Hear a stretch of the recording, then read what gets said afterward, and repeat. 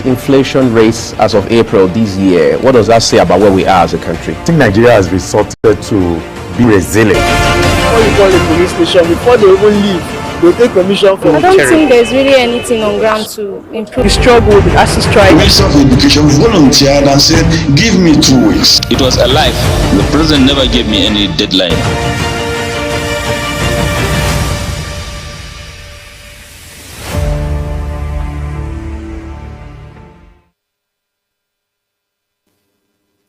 Good morning. It's a beautiful day to be alive this morning, and you're welcome to Global Morning, coming to you live from the nation's capital, Abuja, on Global Television. I am Priscilla Obasi, and I am not alone in the studio. I am joined by a very interesting co-host this morning. He is a colleague, a wonderful one at that.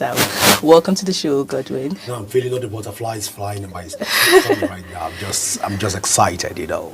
I'm dancing to it. Good morning. My name is Godwin Sunday, and so good to we'll be able to capture your next 3 hours to give you interesting conversation and bring you up to speed with current happenings in and around Nigeria and across, by extension, around the world. Of course. And also we'll try as much as we can to help you make informed decisions with some of the conversation that we'll bring on board this morning. It is a Tag Team Wednesday, and of course it is fully loaded with a lot of activities. Let's not begin to let the cat out of the bag, right? It's just too early to let the cat, but we'll promise to bring you exciting conversation. Of course. But by the way, listen, I forget, Priscilla, Happy Children's Day. Should I say post Happy Children's Day? Should I say in arrears? Same to you. Well, somebody gave birth to me, so it's fair to say same to Oh me. yeah, of course. We're all children. And my mom is still alive. Of course, so I'm still somebody's child. So let's not take that away. Yeah, so it was a wonderful celebration. Of course, hope you wished your children happy Children's Day. You took them out, spoiled them silly like a wonderful dad would do. I know you are, of course. Well, we'll leave that spoiling part probably to the end of the week. Probably we'll find time to do all of that. Okay, yeah. The nature of the job comes with a lot of peculiarities. Actually. Where you get to also stand in, and yesterday you have to hear your kids say, "Daddy, take us to Magic Land," and you're wondering, "Magic? Excuse me." So didn't you go to Magic Land when you were younger? Okay, so we were doing the news here yesterday, so we wouldn't have known what Magic Land looked like. Okay. Well, it was interesting. So I heard my colleagues that went to the field, they said it was interesting, but I promised to take them out in the course of the weekend to at least give them a treat.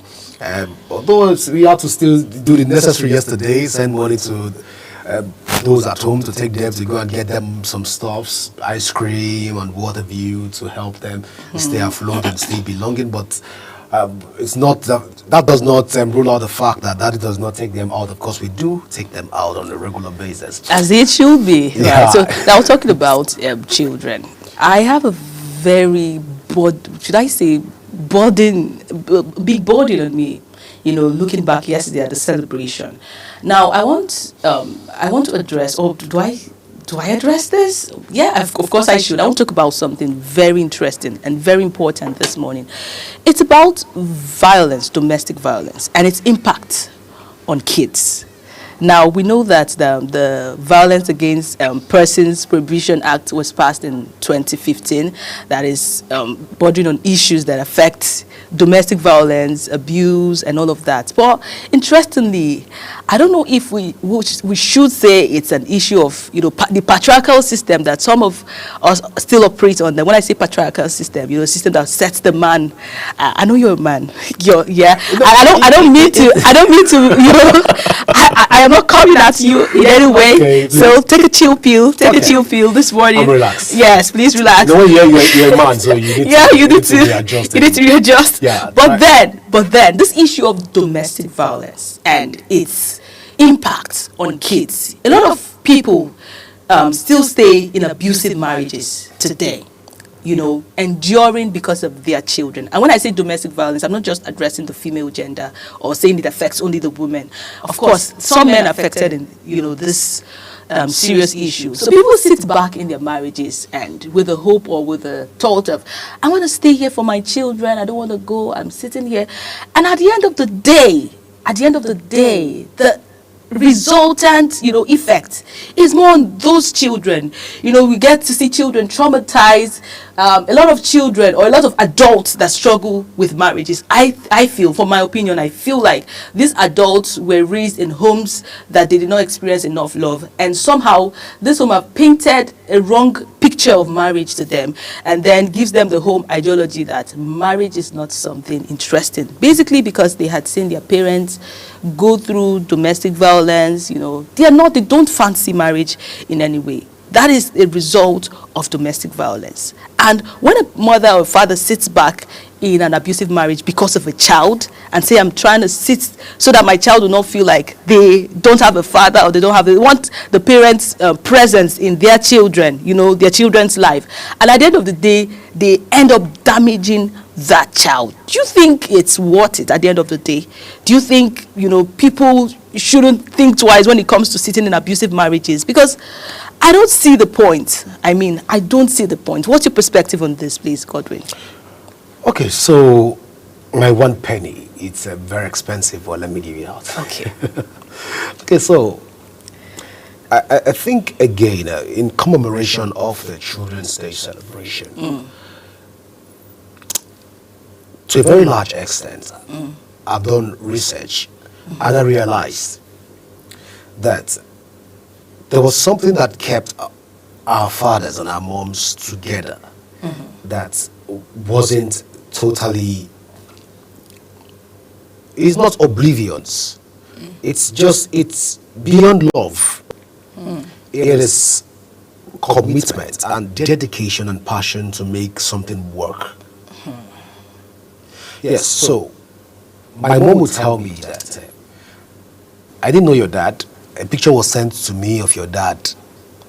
Okay. That she was in the village, and the picture was sent to her of my dad. A picture of her was sent to my dad, and my dad's family came to pay the bride price. Wow. She didn't know her husband. Wow. She got to Lagos and she had to hold the picture, knowing fully well that she was coming that day. Letter has been sent, and he has acknowledged that he has received the letter. Of course, it was the later communication, a postal way of communicating. Wow. And they were able to, get that going.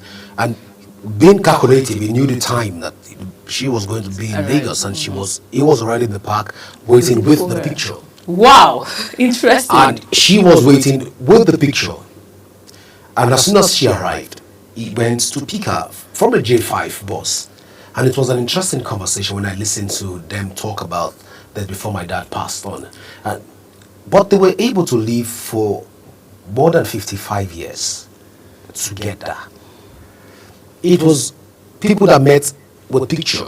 Let's use that, bring that to modern day trend. That would be like you're saying that people that met on Facebook or Instagram. Or one of the socials. But they met with pictures, and their marriage was this long.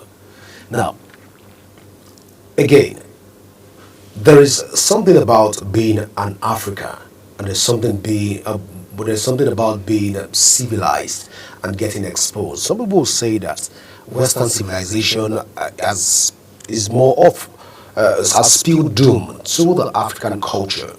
Now, the African culture, to an extent, enables the woman to practice some of the biblical principles and thought lines, which has to do with efficiency. For those people of the Christian proclivity, that the wife should submit to her husband. So this is not arguably for people of the Islamic faith. If you belong to the Islamic faith, you don't argue it. Okay. The wife is submissive to her husband. If you're of the Christian faith, we are having, that's why you see a very large extent of some of this stuff we call the domestic violence and all of this. They originate largely, when you get to Lagos, you realize that most people filing for divorce are largely of the Christian faith.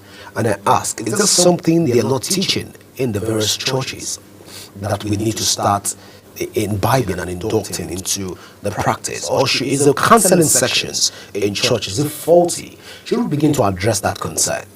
Because when you go to a court, you hardly find people from the Islamic faith filing for divorce. It is rare. I don't know if there's something they teach them in the mosque. It probably we need to get a cleric from the Islamic faith. Don't you think they settle all of this in their own? Well, I don't know. That's why I said I think we need to get a cleric from the Islamic faith to come talk to us. Why an average Islamic marriage is that in a scale of 1 to 10, you find divorce on 1%. You find domestic violence on 1%. Is that something where do you get your teach? facts from? Well, I told you I did the research on it. I did the research. All right. It's a personal research. So, Okay. Now, when you now take that conversation back to the Christian faith, I don't know, like I said before, I don't know what, probably it's an era along the line of counseling, along the line of talking. Now, when you now bring that back to the modern day trend, now, during our parents' time, a lot of our parents wouldn't want their wives to work. Just a few that would want their wives to work because they believe that the man is the breadwinner. But along the line, most of our fathers started opening shops, opening side businesses for the women to start having some source of income, and these women begin to evolve and begin to assist the family, not just staying back and sitting idle waiting for the man to go out there and work. So we saw that trend started coming in. Now we are in a trend right now where the man goes out to work, the woman goes out to work, and the woman returns back home, and the man still wants the woman to be submissive. Now that's where the first challenge comes in. Now the woman now feels, I am the breadwinner, you're the breadwinner. Yes, we're both co-providers. Yeah. We cohabit, and likely we even co-parent, and we pay the bills together. So it is unreasonable, knowing fully that I'm tired, you are tired, and you're asking me to go make something for you. It is preposterous and highly nebulous. But this is where the conversation starts from. Now we begin to now do this. Now begin to surreptitiously creep into the modern day system. Now, as this begins to happen, we now begin to have a situation where women begin to, at that point, begin to challenge the status quo.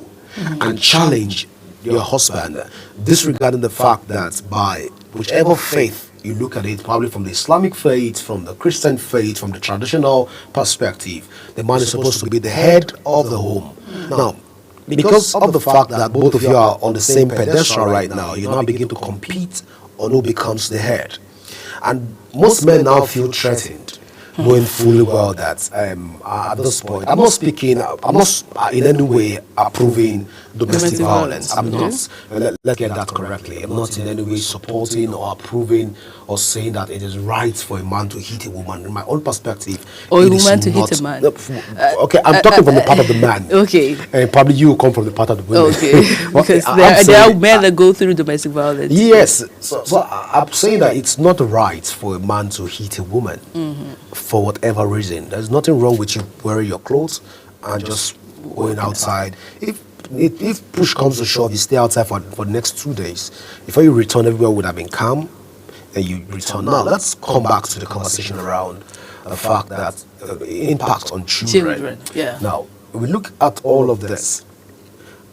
Now, you think that these Gen Z's children don't know things, and that's the biggest disappointment you will ever get. That is the worst thought and assumption you can ever think of. Let me give you an instance. My daughter walked into my room, my bedroom, and I was using the restroom. And she was knocking on the maid, because you must knock before you enter the room. So I was knocking, she was knocking, I didn't hear because I was in the other room.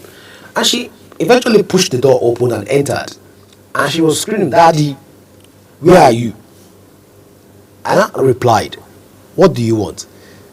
Say, "Daddy, I've been knocking, you didn't come to open the door." I said, "Okay, I'm in the restroom."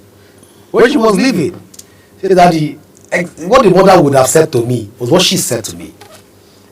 "Daddy, hope you will not spend more time in that place." Please. Remember, you need to go to work. When she said it, I came out to look for the elderly person that was talking to me first. Interesting. And you get right now, you see, your daughter says, you sit. My daughter is just 7. She should tell you to sit down. She'll be advising you. Wow. And "Daddy, let me advise you." You'll be like, "Okay, what's going on?" you come and work, somebody will ask you, "Daddy, have you eaten?" You're not going to eat now. Before you know that, you have ulcer. Wow. Ulcer. I don't understand. You'll be so amazed to think that these children are just. What I used to say to my wife most time, like, are you sure that these are not reincarnates of our? Very true. So these children are very intelligent. Yeah, they are. They see, they perceive, they know things. You know They don't just talk. Imagine keeping your phone in the house and my son will just pick your phone and he unlocks your password without even talking to you. You just pick your phone and just unlock it. What are you doing? Say, Daddy, game. So these kids are super intelligent. And we can't take this away from them. So they see everything that happens in the house. You see my daughter walk up to my wife and tell her, hey, you're disturbing my daddy. He needs to rest. And you'll be wondering, say, your daddy has sent you to me. I will beat you. So she feels like it's a plot.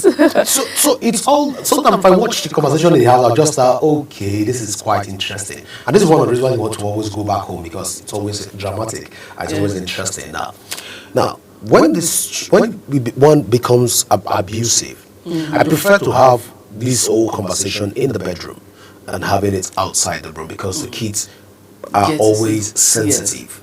They always want. So this is a message for most men. Probably there's better ways to handle a lot of this domestic violence because of the impact it has on children. Yes. You can always look at ways to address this concern. Go out, stay for 2 days, hang out with friends, get relaxed.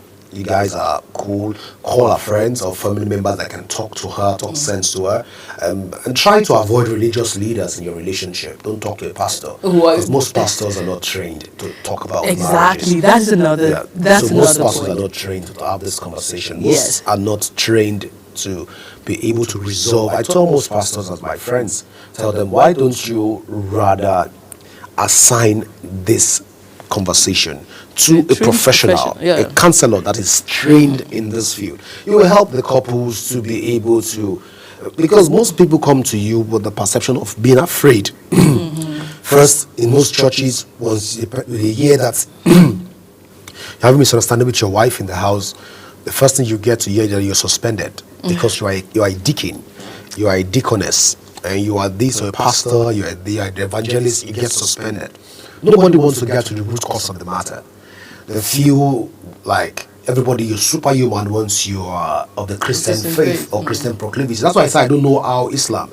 I probably need to get an Islam. Probably in the next, remind me to bring an Islamic cleric, the national mosque cleric. So we'll bring him to come talk about all of this concerned with us, and let's know what are Muslims doing differently that people, other religion across the world need to start imbibing, and how did we miss it in all of this conversation? Okay, so like you rightly said, all of this, we have transitioned. There's a lot of difference right now in our generation. You know, when you want to take, as a woman, if I want to take marital advice, you know, sometimes I'm careful of the generation I go to, because some things, I understand that our mothers have this wisdom that kept them long enough in their marriages. But then again, longevity. Is longevity a sign of a healthy marriage? Because there are some of these mothers that endured so much, even fathers. They endured so much in their marriages. We could, you know, when we want to talk about how good Africa is, where Nigeria is, we want to talk about, I want to cite our marriage, you know, scenario. We'll start saying things like our mothers stayed years in their marriages. How healthy were these women in their marriages? Some of them endured a lot of emotional drama and trauma. You understand? So, do we judge longevity as a sign of a healthy marriage? Because people are becoming more aware.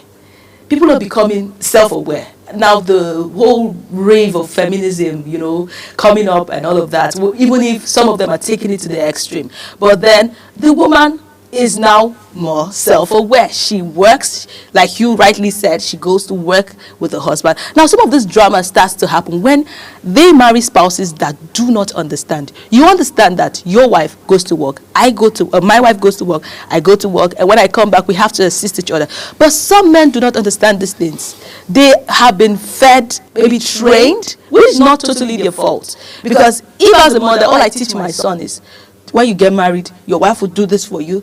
That is all he expects of life. Do you understand? He gets married, and what his mother has instilled in him, what society around him or the people around him have instilled in him is that my wife should do this for me. I am supposed to do this while you do that. But at the end of the day, I think it's a matter of when two people come together, it is a point where they analyze their strength and their weaknesses. What am I good in? What are you good in? What are your strengths? What have you been groomed? You know, what edge do you have above me? And what edge do I have above you? We come together with our strength. We make this person, showcases his strength in the area that will take the family forward in that, understand? And then me, myself, I exhibit my own strength. But when the man sits or the woman sits and expect that, for example, I grew up seeing my father change the curtains in the house.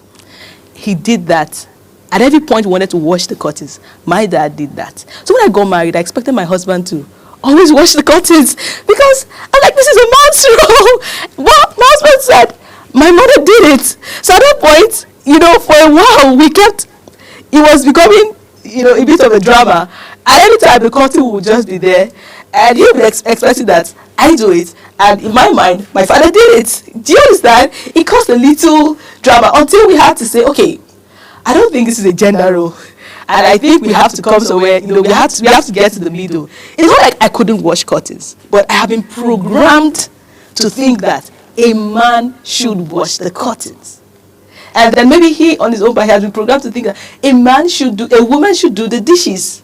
Do you understand? So at some point I'm like, okay, please, can you help me do this? It's not, we have to start unlearning a whole lot. So it is where the mothers of today, now my generation, were the ones raising kids, right? We need to empower them in the way that they know that this is where the future is.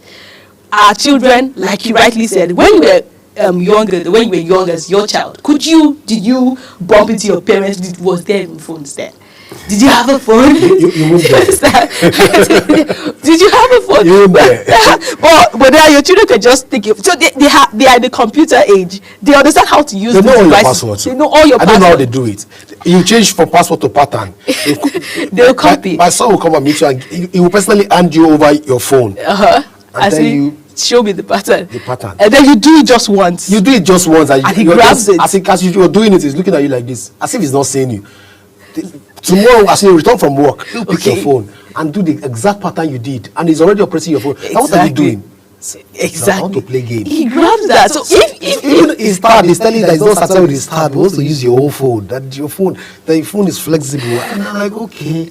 You can imagine that if you try to train your child the way you were trained, because you have to put it into perspective that this boy is from a different generation. Give him the information. You have to look, train ahead. Let me just use it. Let me just say it like that. You train ahead. You don't train basically based on your own personality or what you see your generation. At this point, I have to start teaching my daughter how to book for a flight ticket. Exactly. Sometimes when you want to travel, you tell her, go and check us in. Exactly. Like, she'll be walking majestically to the place. When we get to go for outings, usually Sundays, when I'm not in the office, she would tell, let me pay with your card. Give me your card. Let me go. I'll be like, say, if I tell her that I'm broke, she said, you are not broke. There's money in your card. Like, okay, this is quite interesting. Who told you I don't have money in my card? So Daddy, I know you. There's money in your card. Check it out. So all of this is quite interesting. Before we get to the newspaper review segment, let's even take a video of the Children's Day celebration, which was held yesterday, and let's also feel the pulse of Nigerians that did the celebration yesterday, and of course, children that were able to celebrate with their counterparts around the world. Let's take a look at this video. We'll come back. Today we celebrate the joy, innocence and wonder of childhood. Children are the future leaders, innovators and change makers of our world, and it's essential to nurture their curiosity, creativity and potential. We are currently at the National Stadium where children are gathered together to commemorate and celebrate the day. As we commemorate this special day, let's remember the importance of providing children with love, support, education and opportunities to grow and thrive. Let's create a world where every child can smile, play and reach their full potential. We'll be interviewing children to get their opinions on how they feel about the celebration. So come with me. The Children's Day celebration in Nigeria is marked every year on 27th of May, a day to celebrate and recognize children. Children who were present at the National Stadium for the celebration expressed their excitement and spoke on various fun activities put together for them to have a memorable day. Yeah, I'm happy today because there are lots of fun and exciting games to play. I'm excited to be here because of the games and the fun I will have. Okay. I feel like Children's Day is a very special day because we get to celebrate children and stuff like that. I feel very excited and I'm very happy that something this grand and the children are feeling very, very happy about it. I'm very excited to be here. It looks very fun. I don't know, I've not really played any game, but I've bought some things and they taste very good. Okay. Adults at the event also expressed their excitement and appreciation to the organizers of the event, while emphasizing the importance of creating more engaging and fun activities for children. Today we are celebrating children nationwide. This program is very, very important and it fits in this occasion. So it is a very significant day to make little children happy and it makes the world a better place. Thank you. Very, very important because it makes children excited and to feel that they are also part of the society. The Children's Day is a reminder of how important it is to care, support, love and nurture the children who are tomorrow's leaders. Sharon Ajay reporting for Global TV News. Well, it was fun-filled and also it was interesting. Take a look at the number of children that came out for that celebration. I'm just filled with smiles and I'm excited looking at some of those young lads. Children are a blessing indeed. Yeah. Sometimes you want to be, you have to intentionally go back to that childhood mode so that you feel refreshed. That's why somebody sang a song that said adulthood na scam. I don't know how to agree with that submission. But we will go for a short break right now. And when we come back, we'll be going straight to the newspaper review segment, where we get to also talk about the various national days. Please stay with us as Global Morning continues in a moment.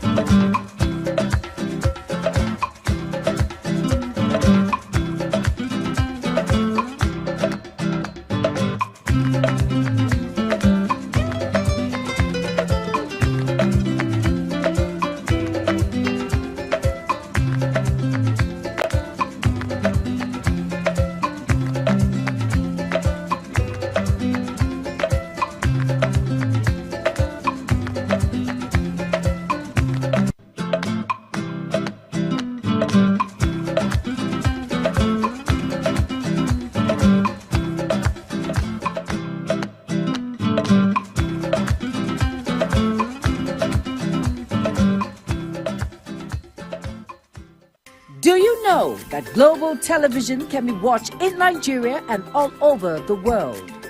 Download the Global TV Nigerian mobile app for Android and iOS devices to watch global television real-time from around the world. What are you waiting for? Start downloading and stay connected to global television.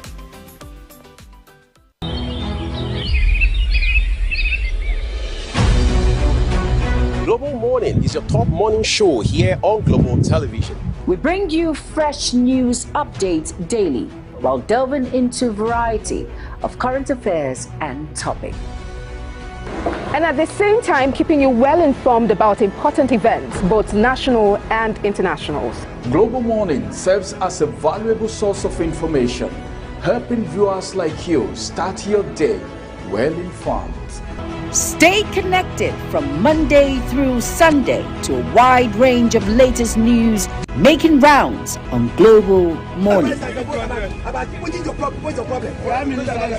on the road.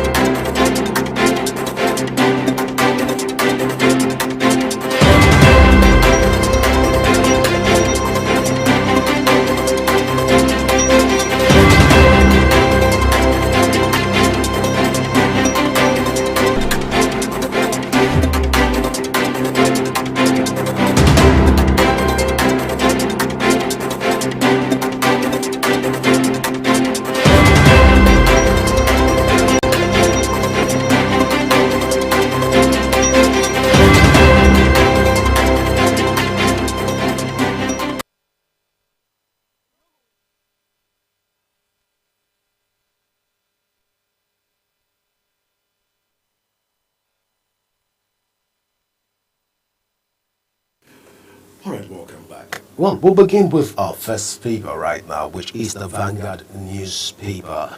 And just below the nameplate here, we have debts heads up for 180 trillion naira as Tinubu seeks fresh 34.15 trillion loans. It comes with two riders. FG debt service to revenue deteriorates to 131%. Experts urge condition on further borrowing. Where you can find all of this, read on page 5 of the Vanguard newspaper.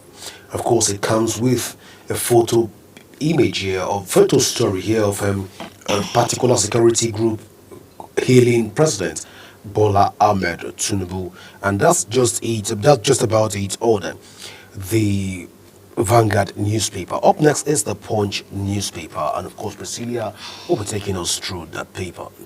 Yeah, on the Punch newspaper this morning. It is an interesting read. We have on page 17 here, that's the big story there. Fresh 24 billion naira, billion dollar, I beg your pardon, borrowing may balloon Nigeria's debt to 183 trillion naira. That is interesting. On page 2 here, it says PDP NEC under pressure as INEC validates Wike-backed secretary. On page 7 here, NFIU probes 448 billion naira suspicious transfer to Dubai, Hong Kong. There's a story here that says, right here that says, NAS set to approve Tinubu's loan request. Foreign debt nears $70 billion. Economists worry over high debt service. And that's right on the story about the fresh $24 billion borrowing. And still on Vanguard, we have a picture story here celebrating 2 years of leadership and progress. It is a great day, and you should grab yourself a copy of the Punch newspaper to see more of the stories. And we go to the Nation newspaper, and Godwin takes us through that. All right, so the Nation newspaper, above the name masks here, we have Jam WAEC go tough on exam malpractices. Well, interesting read. Tinubu seeks lawmakers not to borrow 775 billion. That is about 775 billion, $23 billion orders. Well, we'll see how that plays out if the Senate will be able to give a nod to it. Well, we have a story here that says Rumpus over third-term bid by Lagos Council Chair. Democracy at 26 is still much to do. Well, this is coming from even the editorial desk of the Nation newspaper. Now, below the nameplate and the star story here, PDP APC clash over one-party claim. I beg your pardon. PDP APC clash over one-party claim. It comes to the rider that says opposition attacks ruling party over economic insecurity. You find that read on page 2 of the Nation newspaper. Of course, I think this is a national conversation. This is almost an all-national daily. The picture celebrating Tinubu 2 years in office, and of course, tomorrow will mark May 29, and that celebration is already coming in, congratulating the president for his magnificent strides so far in the last 2 years. Well, we'll look at the next paper here, which is the Daily Times newspaper. And of course, Priscilla is in charge of the Daily Times newspaper. Yeah, on the Daily Times newspaper, on page 10, troops fall attack on New Marte. Kumshe neutralized scores of insurgents. That is in Borno. Okay, on page 6, Tinubu asked NAS to approve $21.5 billion foreign loan, 758 billion naira pensions bond. That is that story you find on page 6. And then the big story here, 15 years, $500 million Nigerian Trust Fund. Additional grateful to FG gives account of 10 years stewardship as AFDB president. And on page 5 here, we have EBS to defend Rivers budget before joint NAS committee. On page 9, it says 80% of workers lack social protection. That is coming from NECA. And on page 7 here, reps move to restructure Nigeria's finance sector. Still on the Daily Times, page 5, NAFDAC uncovers fake drug factory in Delta. Page 12 here, it says Children's Day. On the Children's Day celebration, Tinubu reaffirms commitment to child protection. And that is the stories, or those are the stories on the Daily Times this morning. Do well to grab yourself a copy, and then we go to Daily Trust, and we have Godwin to take us through the paper. Above the nameplate, or below the nameplate, I beg your pardon. 1 year after, PDP NEC finally meets. And that read is coming on page 4, page 3 and 4 of the Daily Trust newspaper, celebrating 2 years of leadership and progress. A picture there of a senator, that's coming from Senator Yari, celebrating President Bola Ahmed Tinubu, and of course that's just about it on that paper. Do well to go out there and get yourself a copy of the various national dailies that we've been able to read out to you, from the Vanguard through to the Punch newspaper, down to the Nation, Daily Times, and right now Daily Trust newspaper. Well, it's quite interesting conversation around those papers. One would have thought that also the papers would also capture some of the conversations around the Children's Day celebration. And of course, we have the Senate President that spoke about children. He also gave his own commendation, his own 1 penny to speak up for the Nigerian children. Not leaving also the Ministry of Women Affairs that had organized a meeting yesterday for children. Also the office of the wife of the President of the Federal Republic of Nigeria, the person of Oluremi Bola Ahmed Tinubu, also was not left out in the whole celebration. Of course, she's the mother of the nation, and she was able to also speak up for the children. The father of all children in Nigeria, President Bola Ahmed Tinubu, also spoke for the children. One would have thought that most of the national dailies would have captured that, but then it is what it is. Everybody decide what they want and which part of the story they want to take, and what they want to make the front page and front burner for the conversations. I think we just have a day in a whole year to celebrate the children. I think it should be about children. It should be, of course, because we don't get to celebrate our children enough. I don't know about you, but maybe on an individual level, we do. As a family unit, we do. But as a nation, how well do we take our children? The children matters. I saw a very interesting conversation here about the JAMB, still talking about children and how malpractice, there has been a hike, or JAMB WAEC go tough on exam malpractice, and I just kept wondering, where's this coming from? Has it been a practice in time past? Is this new? Is it on an increase? And I thought the whole CBT examination, would bring all of this news, to a thing of the past. But I don't know. I also heard that JAMB was NECO as trying to take their examination computer-based, right? Make their exams computer-based. Is this going to solve the issue of exam malpractice? All of this is just rushing, or opinions just flood in my head in the spirit of the Children's Day celebration. What do we have to do right to make sure our children get, the best of training they should get? Because these children are the leaders of tomorrow, like we say. They are the leaders of tomorrow. So what are we not doing right? What should we do as a parent, as concerned citizen, and even as a country generally? What are we not doing right?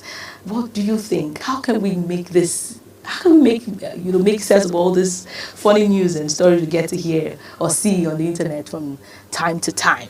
Well, viewers, don't take Priscilla emotions serious. She's a mother. She's always passionate when it has to do with issues that concerns children. Right. She's has this passionistic tendencies when it has to do with any matter that has to do with the home front, that concerns the home front. Of course. Matters that concerns the general children well-being. Of course, the family is a unit. Is a unit of. As a unit, once it affects that unit, of course, you've looked for Priscilla's personal trouble. It's not about looking for my trouble, because you've seen your trouble already. It affects us generally. It affects the nation. Whatever affects the unit of the family. Straight that once when it has to do with family matters, children matters. Is the way you beat a child that you have to explain to her why, and all of those concerns. You yell at the child. The child probably you shout a child, you try to bully a child as an adult. Of course, you have her to contend with. And I call her a children rights activist. Of course. And she's always championing the cause of children. Right now, she's putting me on the spot to answer for what I can't really give answers to. Right now, even on the spot. So I won't put myself on that spot too when you're in front of a child rights activist. That's interesting.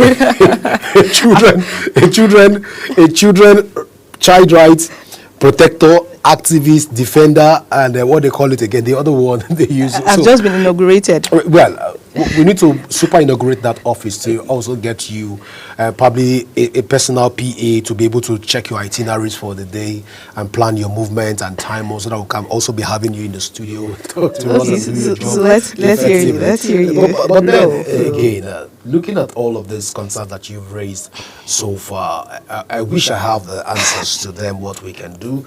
But our job is to raise the conversation here, even on. As a journalist, our job is to ensure that we bring you a perspective for you to be able to look at it and also make informed decision that you can also take back to the government. And for the government that are also following us right now, we're raising out all of this conversation in order to be able to help shape the policy framework that is already in place for the Child Act, so that we can begin to look at alternative ways to end this whole menace of examination malpractice. Because it's sad to talk about examination malpractice even in the 21st century. One of the ways I think that we can even comb this or delve into this conversation effectively is to talk about the issues around plagiarism. Now, if we don't effectively tackle the issue around plagiarism in the country, where people are actually prosecuted, people are sentenced, and people are tried in court, and we get to see the outcome, even from the university environment. Taking all of these things from primary school, secondary school, taking it down to the university, we'll be able to teach people how to think for themselves and not just copy and paste. Now, issues around copy and paste is a little bit why a lot of people, when they forget one definition, they tend to lose focus of what the stuff represents. For example, you're supposed to define enzyme as an organic catalyst that promotes or speeds up chemical reactions in living organisms but does not change during the process. Now, if that's the clear definition of what an enzyme is, and you miss out on what an organic catalyst is, automatically you might not be able to also know that enzyme is not just an organic catalyst, but it's also an agent for the. But I'm not a scientist, let's not delve into. I'm just trying to put the issues. Well, this is coming from the child rights activists. Who am I to say no? Well, this is for the newspaper review. This is how far we can go right now. But we'll go for a short break, and on top of the hour, we'll be coming with the AM news. Please stay with us, because after the AM news, that's where the conversations will begin. And of course, we'll have a lot of conversation lined up for you today, from the education perspective through to PDP issues, through to the state of the nation, and to other pressing health issues and other personal concerns. Please stay with us as a global board continues immediately after the AM news.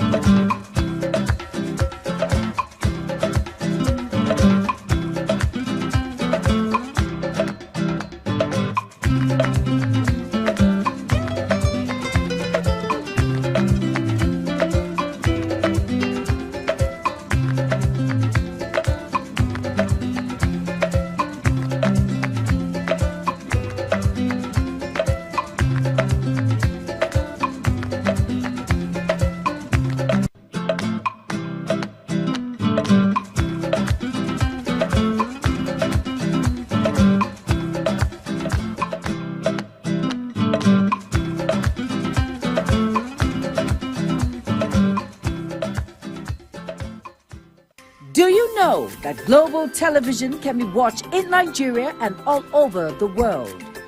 Download the Global TV Nigerian mobile app for Android and iOS devices to watch Global Television real-time from around the world. What are you waiting for? Start downloading and stay connected to Global Television.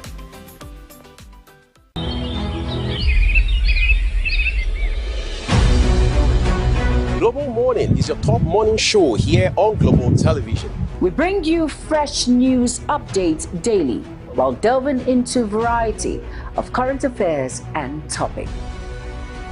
And at the same time, keeping you well informed about important events, both national and internationals. Global Morning serves as a valuable source of information, helping viewers like you start your day well informed. Stay connected from Monday through Sunday to a wide range of latest news making rounds on Global Morning. We're on the road.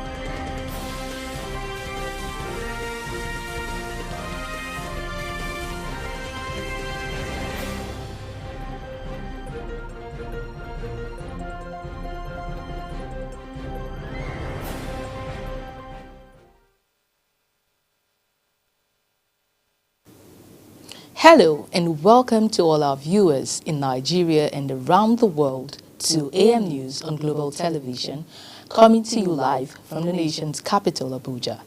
I am Priscilla Obasi. A quick reminder that Global Television is on DSTV, Channel 365 and Star Times, Channel 276. You can also download the Global TV Nigerian mobile app for Android and iOS devices to keep track of our broadcasts. Now the news in details.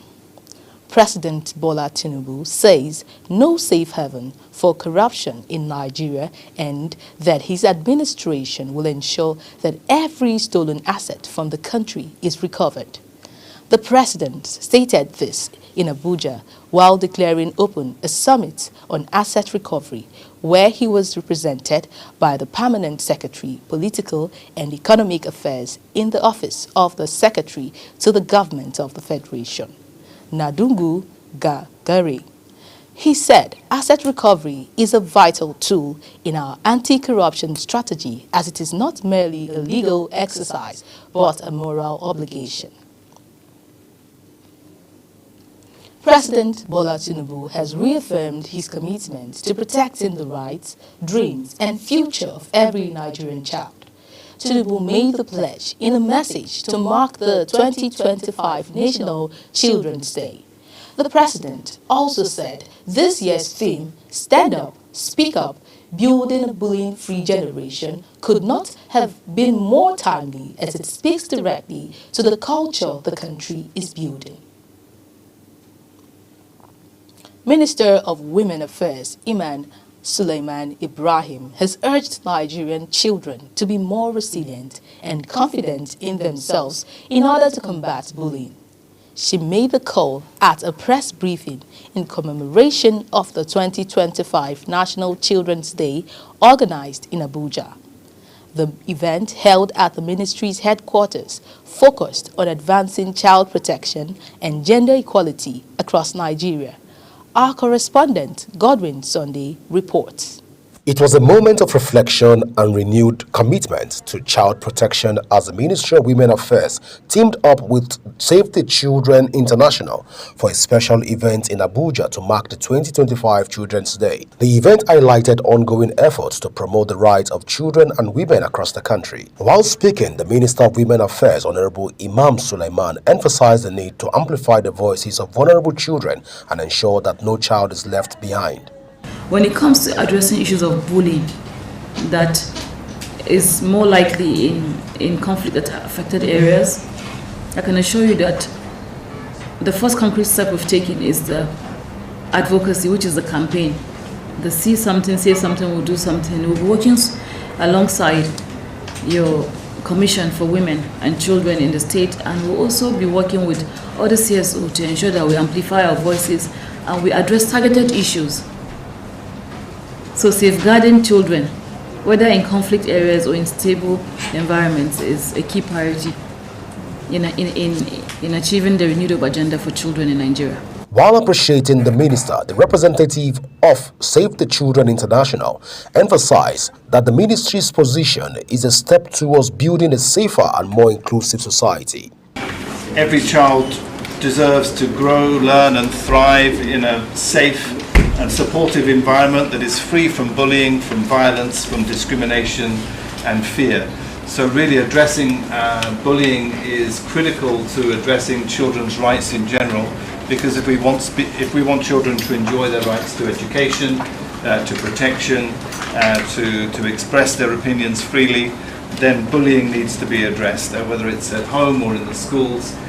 So thank you to the Ministry. As Nigerian marks Children's Day, the message is clear: protecting children is not an option, it is a national responsibility. Godwin Sunday, reporting for Global Television News.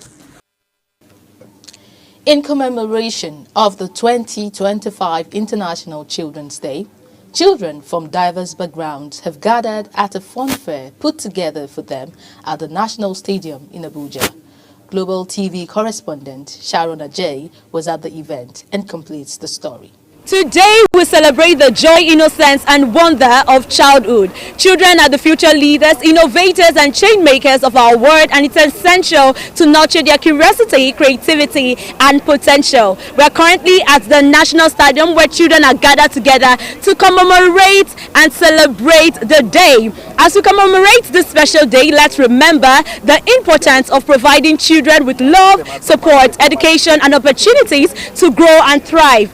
Let's create a world where every child can smile, play and reach their full potential. We'll be interviewing children to get their opinions on how they feel about the celebration. So come with me. The Children's Day celebration in Nigeria is marked every year on 27th of May, a day to celebrate and recognize children. Children who were present at the National Stadium for the celebration expressed their excitement and spoke on various fun activities put together for them to have a memorable day. Yeah, I'm happy today because there are a lot of fun and exciting games to play. I'm excited to be here because of the games and the fun I will have. Okay. I feel like Children's Day is a very special day because we get to celebrate children and stuff like that. I feel very excited and I'm very happy that something this grand and the children are feeling very, very happy about it. I'm very excited to be here. It looks very fun. I don't know, I've not really played any game, but I've bought some things and they taste very good. Okay. Adults at the event also expressed their excitement and appreciation to the organizers of the event, while emphasizing the importance of creating more engaging and fun activities for children. Today we are celebrating children nationwide. This program is very, very important and it fits in this occasion.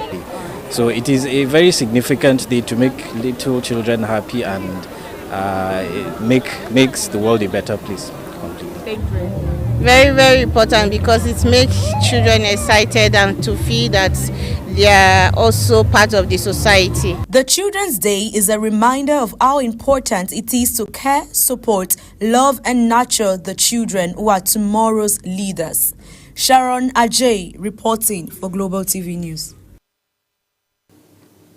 Meanwhile, the Speaker of Bauchi State House of Assembly, Dr. Abubakar Suleiman, urged government, non-profit organizations and human rights activists to intensify efforts in combating child abuse and trafficking across the state. He emphasized the critical role all stakeholders must play in protecting the rights and welfare of children, appealing to parents and guardians to provide love, care and support to their children. President Bola Tinubu has written to the House of Representatives requesting legislative approval for new external borrowing plan amounting to over $21.5 billion alongside a domestic bond issuance of 757.9 billion naira to settle outstanding pension liabilities. In a detailed communication to the Green Chamber, President Tinubu highlighted the strategic significance of the 2025-2026 borrowing plan, noting that it spans key sectors of the economy. Tinubu stated that the total facility sought under the external borrowing plan includes over $21 billion, over 2 billion euro and 15 billion Japanese yen, in addition to a grant of 65 million euro. The federal government has unveiled levels 2 and 3 of the newly developed National Occupation Standards for call center operations. At the unveiling in Abuja, the Executive Secretary of the National Board for Technical Education, MBTE, Professor Idris Bugajay, says the standards were designed to equip youth, including students in tertiary institutions, with valuable skills. Bugajay described the initiative as a low-hanging fruit with massive potential for job creation and foreign exchange earnings, especially for young people. The federal government has unveiled levels 2 and 3 of the newly developed.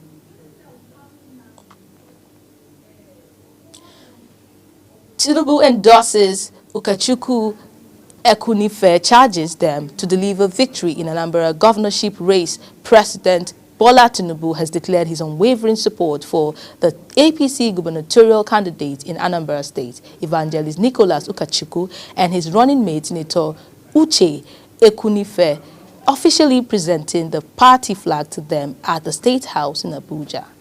In a symbolic ceremony, Tinubu charged the duo with a clear directive, "Go and get me Anambra," underscoring the administration's commitment to securing victory in the forthcoming election. Uyi Abomifebe reports. President Bola Tinubu praised the APC's national and state leadership of Anambra State for successful primaries and expressed strong optimism about the party's chances, highlighting Senator Ekunife as an exemplary running mate. The president assured the candidates of full support throughout their campaign, emphasizing that while the party is supreme, victory is paramount. So we're coming with that momentum, and when the president visited, he saw the enormous crowd that came to his party people that were so happy, whether from morning till the time he left, with so much enthusiasm, with so much joy and happiness. When you see your party member, you know, and the president acknowledged that, and I goes, go and bring Anambra to center. And that's what we're going to do. With the APC flag now in their hands and the backing of the highest office, Ukachukwu and Ekunife are set to lead a high-stakes campaign energized by President Tinubu's endorsements and a unified party structure behind them. Uyi Agbomofwegbe, reporting for Global TV News.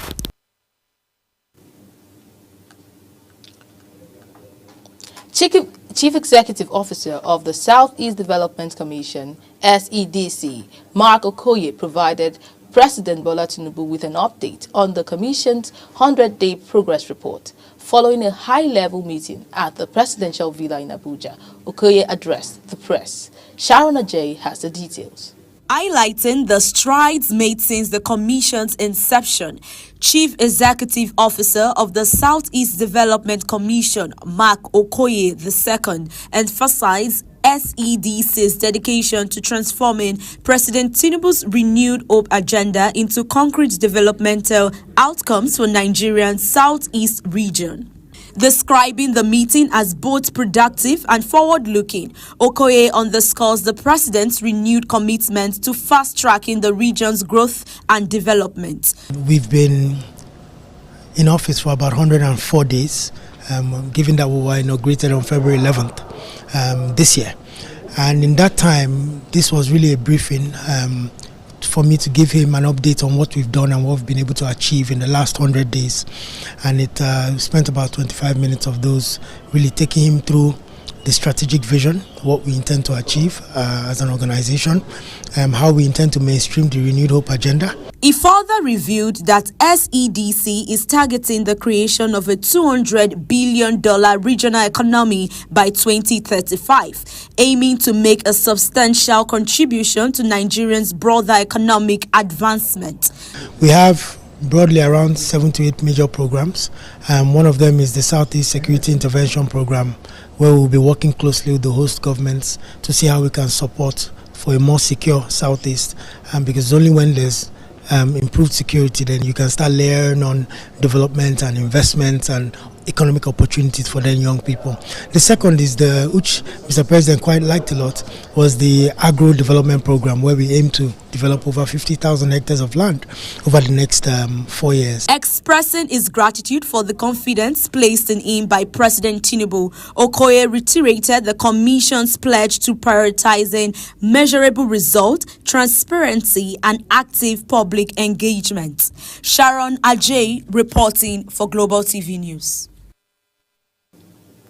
Borno State Governor Babagana Zulum has reaffirmed his commitment to preventing Boko Haram and ISWAP insurgents from seizing control of any local government area in the state. Zulum made the vow while addressing journalists after a closed-door meeting with President Bola Tinubu at the Presidential Villa in Abuja. The meeting comes just days after terrorists launched an attack on Marte, a town in northern Borno, raising fresh concerns about the state's security. The chairman, Economic and Financial Crimes Commission, EFCC, Ola Olukoyede, says the EFCC has begun recovering funds lost by Nigerian investors in the collapsed digital Ponzi scheme, Crypto Bridge Exchange, CBEX. Olukoyede stated that the EFCC apprehended several individuals linked to the scam, while efforts continue to trace others who are currently evading capture. He also said a portion of the misappropriated money has been retrieved, but he, however, declined to specify the amount due to the sensitive and ongoing nature of the recovery operation. You're watching the live broadcast of AM News. When AM News returns, federal government clears 200,000 passport backlogs, pays 28 billion naira debt. Details coming shortly, plus business and sports stories on the other side of the break. Please stay tuned.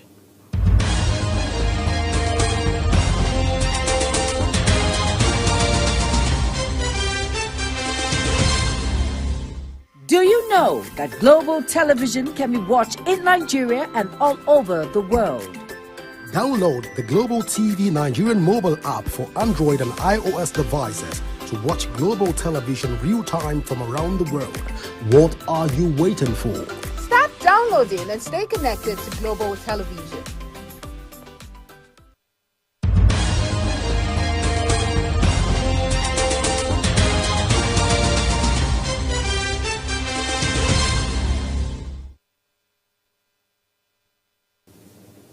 Welcome back. Now we go to the business news. Minister of Interior Olubunmi Tunji-Ojo says the federal government has cleared over 200,000 unprocessed passport applications since he assumed office. He made the announcement in Lagos where he spoke on the topic Dare to Dream, Dare to Innovate, and called for bold leadership, system reform, and smart use of technology. Tunji-Ojo also said 28 billion naira old debt had been paid off, all without extra funding from the government. The chairman, Federal Inland Revenue Service, FIRS, Zach Adedeji, says the recognition of informal work by the National Bureau of Statistics, NBS, has contributed to the drop in Nigeria's unemployment index. Speaking on the theme, taxation of the informal sector, potential and challenges, at the 157th board meeting of the Joint Task Force Board in Ibadan, Oyo State, Adedeji said it would be better for the country to support and recognize the contributions of the informal sector rather than taxing them. He noted that the workforce in the informal sector in Nigeria accounts for about 92.6% of employed population in the country as of the first quarter of 2023. And now on the foreign scene, U.S. President Donald Trump warned Vladimir Putin, says that he was playing with fire, launching a fresh broadside at the Russian counterpart over stalled Ukraine peace efforts. Trump's latest comments came after he called for Kremlin leader crazy over the weekend following a mass Russian air attack on Kyiv and warned that Moscow risked new sanctions. Although Trump did not specify what the really bad things were or made any specific threat. A senior official from the United States says U.S. government intends to cancel all remaining financial contracts with Harvard in President Donald Trump's latest attempt to force the prestigious university to submit to unprecedented oversight. The official, speaking on condition of anonymity, stated that the administration will send a letter to the federal agencies today asking them to identify any contracts with Harvard and whether they can be cancelled or redirected elsewhere. The ending of contracts estimated by U.S. media to be worth $100 million would mark the several of businesses' ties between the government and the institutions that is both the country's oldest university and a global research powerhouse. North Korea has criticized the U.S.'s plan for a futuristic Golden Dome missile shield, saying it could turn outer space into a potential nuclear war. The defense system, which President Donald Trump plans to unveil by the end of his term, is aimed at countering next-generation aerial threats to the U.S., including ballistic and cruise missile. The state media reported Pyongyang's foreign ministry slammed the plan as the height of self-righteousness and arrogance, while it accused Washington of being hell-bent to militarize outer space and warned that plans might be spark a global nuclear and space arm race. And in sports, the Confederation of African Football, CAF, and Local Organizing Committee, LOC, have announced March venues for the 2024 Women's African Cup of Nations. For the first time, 6 venues will be used for the biennial competition. The venues are Olympic Stadium, Rabat, Larbi Zoli Stadium, Casablanca Perejego Stadium, Casablanca El Bachir Stadium, Mohammedia Honor Stadium, Oujda Berkane Stadium, Berkane, while Morocco will host the WAFCON 2024 final from 5th July to 26th July 2025. Rivers United General Manager Dr. Oke Paluku has urged the players and officials of the club to remain conscious of the task ahead after the successful end of the 2024-2025 Nigerian Premier League and PFL season. The Pride of Rivers finished the season in 2nd place and will participate in the CAF Champions League next season. Paluku expressed gratitude to the players and crews for picking a continental ticket. Gang striker Tolu Arokadari has missed out on the Player of the Season award in Belgian Pro League. Arokadari finished the 2024-2025 season as the top scorer but was overlooked by the majority of the voters. The forward received 24.20 votes from the coaches and fellow players, finishing in 3rd place. And here we come to the end of the AM News. Before we go, let's a recap of our stories. We told you President Bola Tinubu says no safe haven for corruption in Nigeria and that his administration will ensure that every stolen asset from the country is recovered. In business, we told you Minister of Interior Olubunmi Tunji Ojo says the federal government has cleared over 200,000 unprocessed passport applications since he assumed office. And on the foreign scene, U.S. President Trump warned Vladimir Putin, says that he was playing with fire, launching a fresh broadside at the Russian counterpart over stalled Ukraine peace effort. And in sports, the Confederation of African Football, CAF, and Local Organizing Committee, LOC, have announced March venues for the 2024 Women's African Cup of Nations. And that is it on Global Television AM News. A quick reminder that Global Television is on DSTV channel 365 and Star Times channel 276. You can follow us across all social media platforms now showing on your screen at Global TV NG. You can also download the Global TV Nigerian mobile app for Android and iOS devices to keep track of our broadcast. I am Priscilla Obasi. Thank you for watching.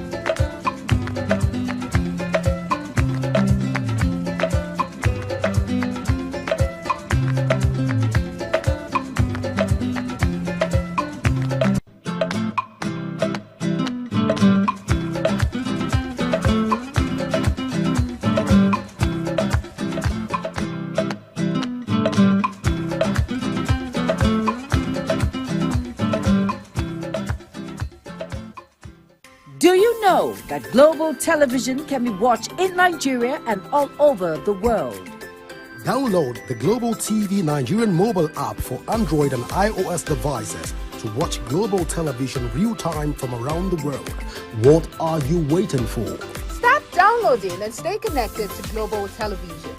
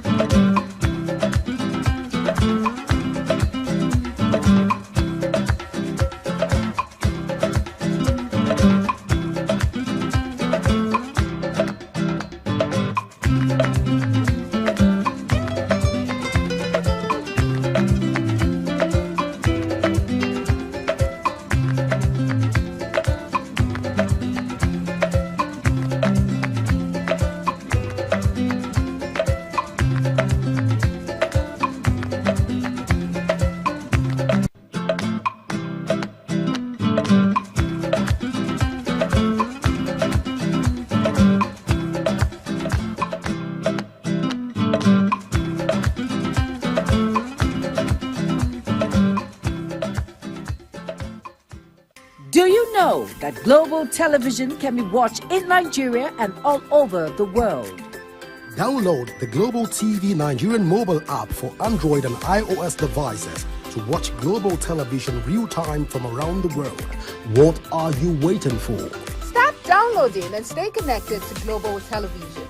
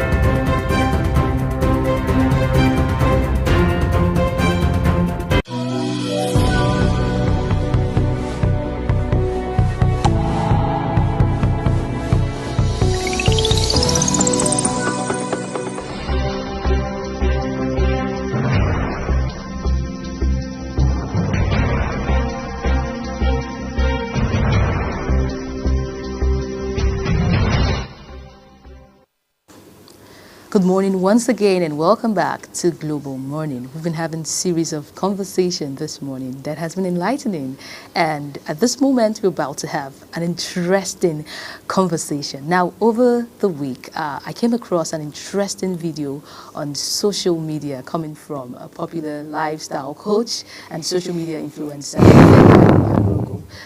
Have a look at this, please.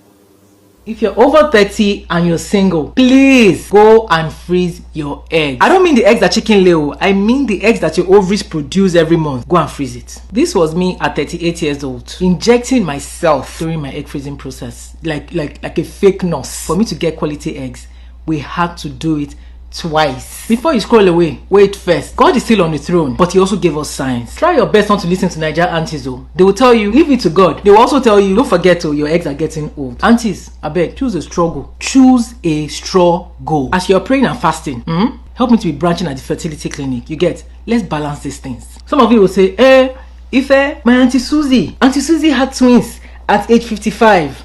Okay, I'm happy for you, Auntie Susie. I promise. But what Auntie Susie might not tell you is that before the twins came, she probably had IVF. Multiples of it. Before she finally had those twins. I hope this thing is not too much. This is supposed to be a simple makeup. I'm going to lunch with my husband. Anyway, by age 33, your egg quality starts to reduce. By age 38, the egg starts acting like Nigerian internet. High resolution today, no resolution tomorrow. The sperm will just be there, waiting like this. Trying to score a goal. But quality eggs have left the building. The matter is now like eeny, meeny, miny, mo. When will quality eggs come? When will quality eggs not come? Ladies, I'm not saying this to scare you. I'm saying this because options are a form of freedom.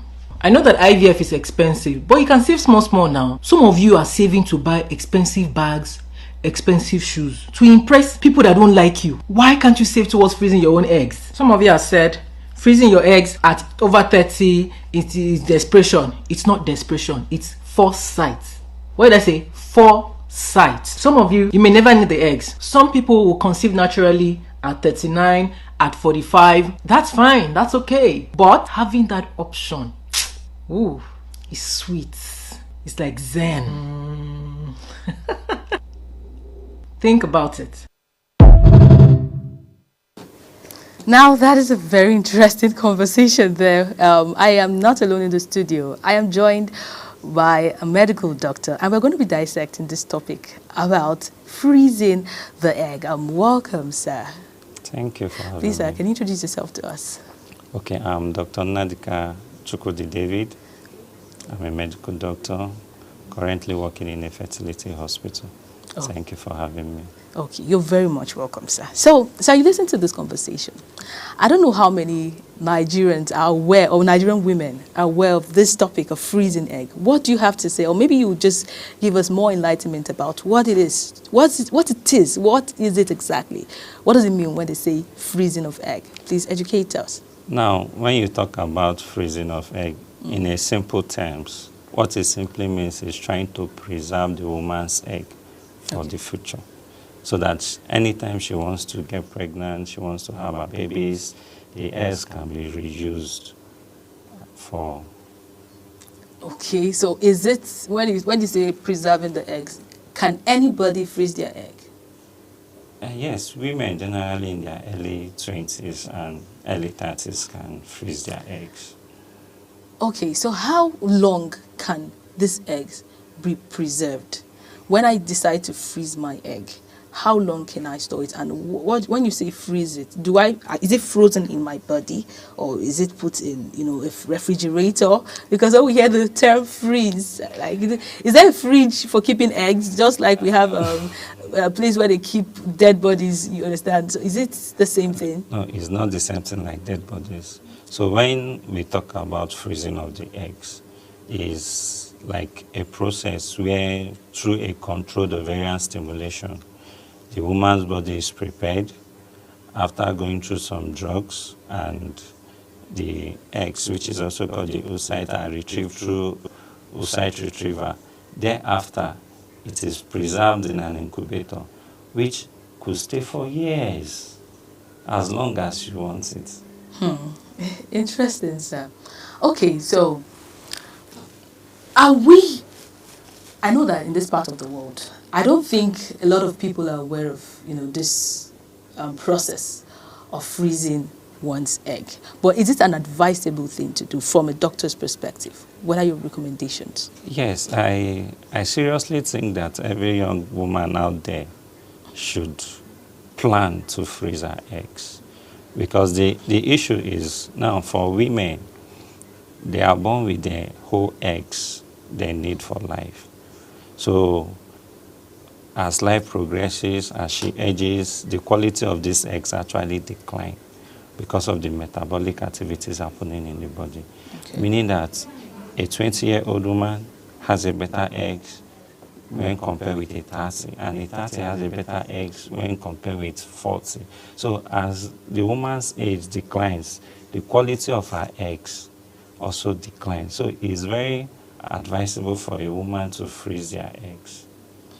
So you're actually saying it's a right choice. It's not a risky thing to do. No, it's actually not a risky thing. It's a good choice. Are there any side effects of this practice? Well, the common side effects which is rare anyway, could be a woman having things like ovarian hyperstimulation syndrome. What does that mean, please? Now, what it entails is that there is accumulation of fluid because of the ovaries reacted so much to the drugs.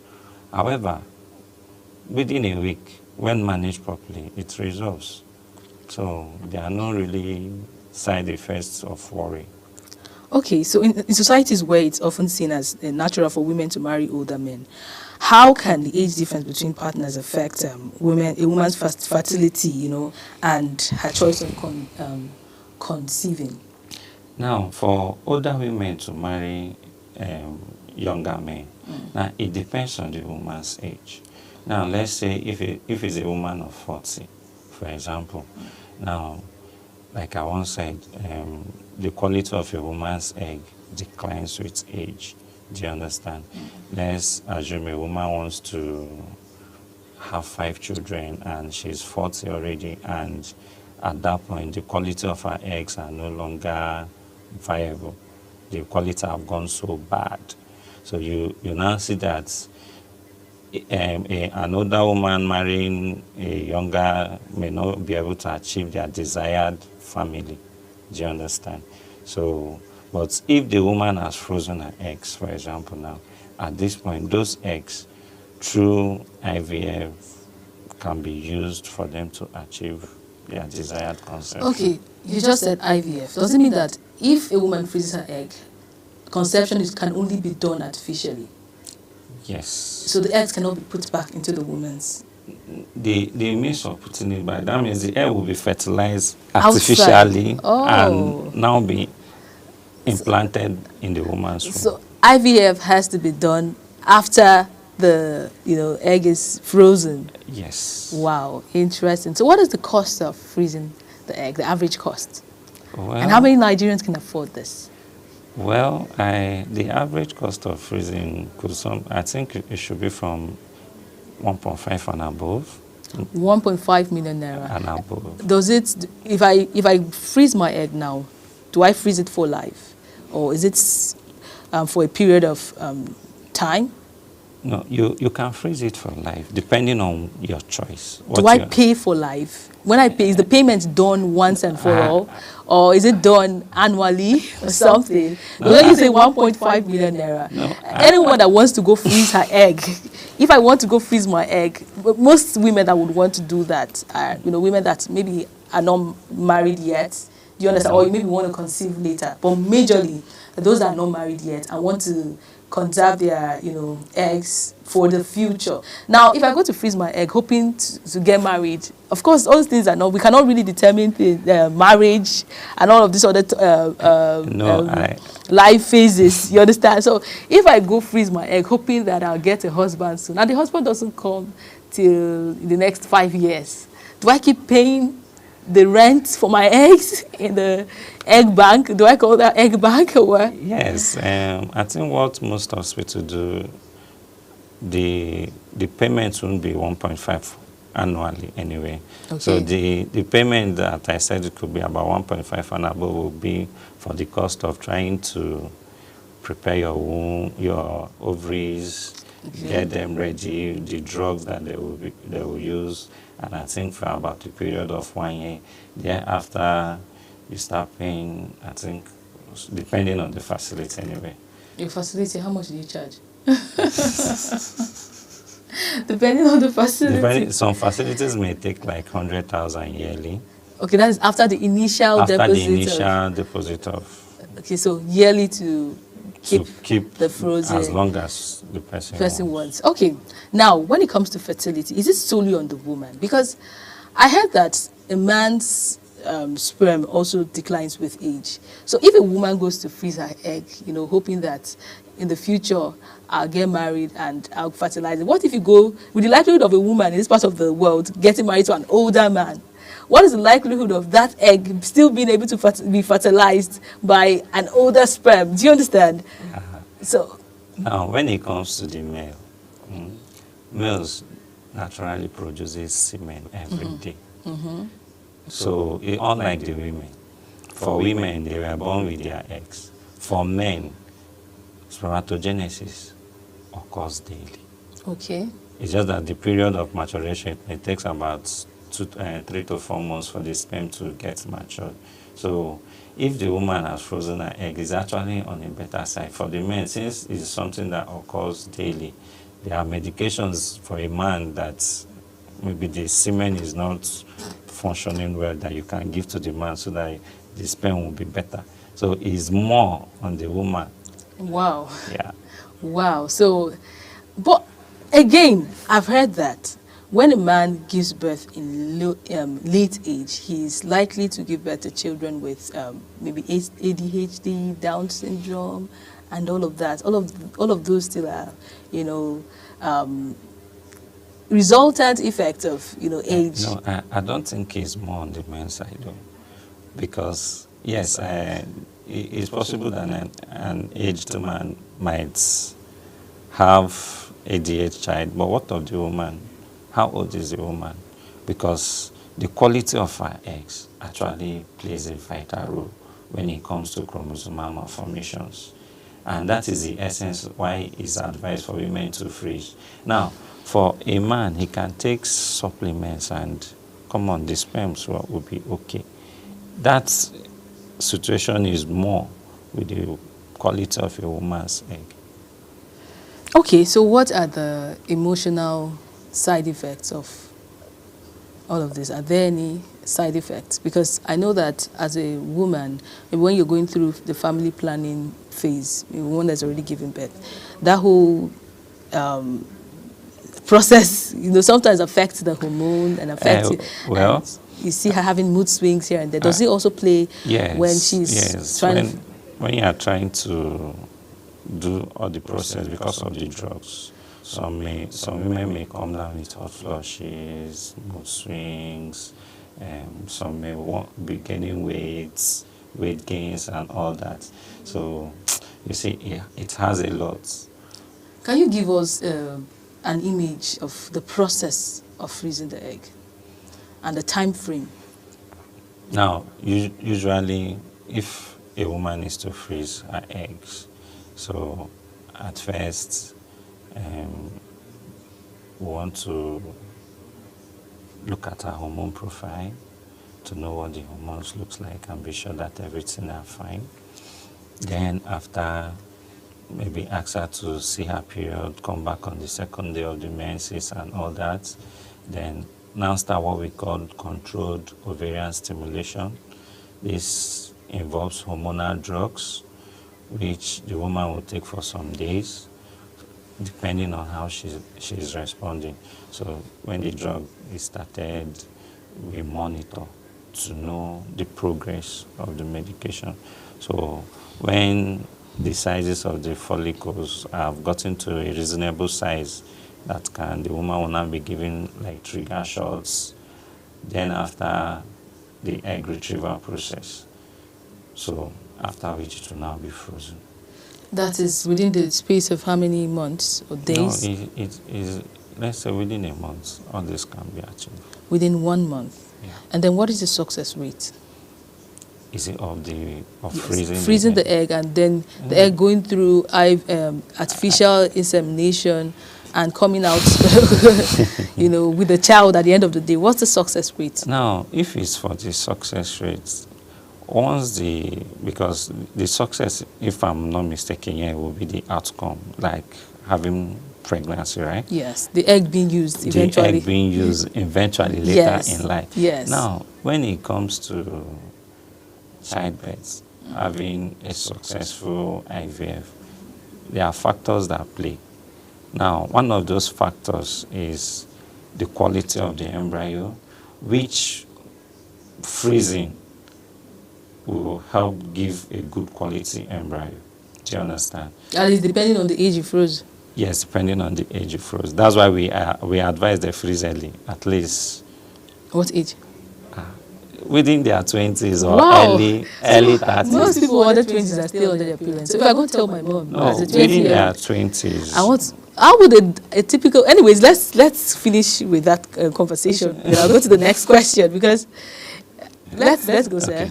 So now, as I was saying, so the quality of the embryo with freezing, that will help to generate a good quality embryo. Then the second quality is now the quality of the womb. Oh. So aside having the embryo, what of the womb? How is the womb like? Are there fibroids? Are there adhesions? Are there things in the womb? Let's say, is this person having any immunological factors in the womb that is not making her to conceive? But if those factors are fine, there's a good embryo and there's a good womb, the chance is about 90 to 100% that this woman will have her baby with her gene. So otherwise, she's advised to use a surrogate. Otherwise, she's advised to use, and using a surrogate, it will still be her biological baby, carrying her gene. So the success with freezing is very, very important. Okay, now let's talk about surrogacy a bit. Now, we're Africans, and I know that these topics are still a bit on the edge for a lot of Africans. Let me specifically tailor it down to Nigerians. But over time, in your field now, how have people been responding to this topic of surrogacy? Are they sitting, is it sitting well with more people as time goes by? Because I know that most times when you hear people come to give testimonies of, having conceived after, most times they don't want to reveal what it is they did, and I don't still know why. There are just a very few of them that come out to tell you, I had an IVF or I had a surrogate that helped me with this. But how would you perceive this, should I call it evolution or revolution, in the medical space and science? No, I think Nigerians are yet to accept the concept of surrogacy. Okay. And, we are in a society that so many people have this superstitious belief that when you do a surrogacy program, it's not your baby, the child doesn't belong to you. But these are not true, actually, because that child has the biological gene of both parents. Do you understand? So, and I think it's soon we start accepting this. This will really help a lot of couples so that they can be able to be happily married and have their desired children. Okay, now still on egg donation. Now you said that the quality of a woman's egg declines. With age. If a 80 years old woman freezes her egg, are there chances of having good success rates, provided that of course her womb is normal? Or the quality of the womb, does it also decline with age? No, just the quality of the egg. Okay, so the quality of her age or the age of a woman doesn't affect her womb? Well, until menopause sets in. Until menopause sets in. So when menopause sets in, what happens to the womb? The hormonal supply ceases. So once the hormonal supply ceases, that womb is not fertile, except you want to regenerate artificial hormones. Oh, so if a woman that has gone past menopause or that has clocked menopause does artificial insemination, she cannot carry the baby. Is that what you're saying? With the hormonal drugs. Oh, she has to take. She will take to revive the womb. so that the womb will be able to accept the pregnancy. Wow. Wow. So, but naturally, once she has gotten to menopause, the womb is not getting the hormonal supplies. Interesting. So at that point, she's required to use artificial insemination and also use a surrogate. So how are women responding to, in your fertility clinic, do you see women coming out to volunteer, not volunteer per se, of course they're paid, right? Or depends on the agreement? No, it depends. There are people that volunteer for friends, that want to carry for friends. Free of charge? Depends on the agreements. We don't know. And there are some that we have to give like a compensation. It's not like an outright payment. It's just to compensate them for the good work. Are there people that walk into your fertility clinic to donate eggs or sperm? Well, we have young ladies out there that are willing to donate their eggs, and some young men also willing to donate sperm. Is it thrown to the general public? Well, I think when it comes to egg donation, looking at the whole process, because naturally, these are what happened in the natural is that the entire follicles are released. At the long run, one of these follicles gets matured, the others will become arthritic, and the body eradicates it. Do you understand? And when you are now trying to donate, it is still that same number of eggs that the drugs will work on to get matured, and so that we can get eggs from it. So I think donation, though some persons frown at it, though the entire public is still yet to accept it, but I think women can help other women. Okay. So how long or how many eggs are usually donated on the spot? Well, you cannot just say the amount of eggs that are donated, but at times 5, depending on the woman, the number that her ovaries release. So if she has like 5, we'll make use of the 5. Okay, let's go on a quick break. We're still discussing on freezing a woman's egg. Is it a smart choice, or is it something, that is still frowned at in the society? We're talking deeply on that topic this morning. But at this point, we'll go on a quick break, and when we come, more and more of this conversation will be unfolding. Please stay with us.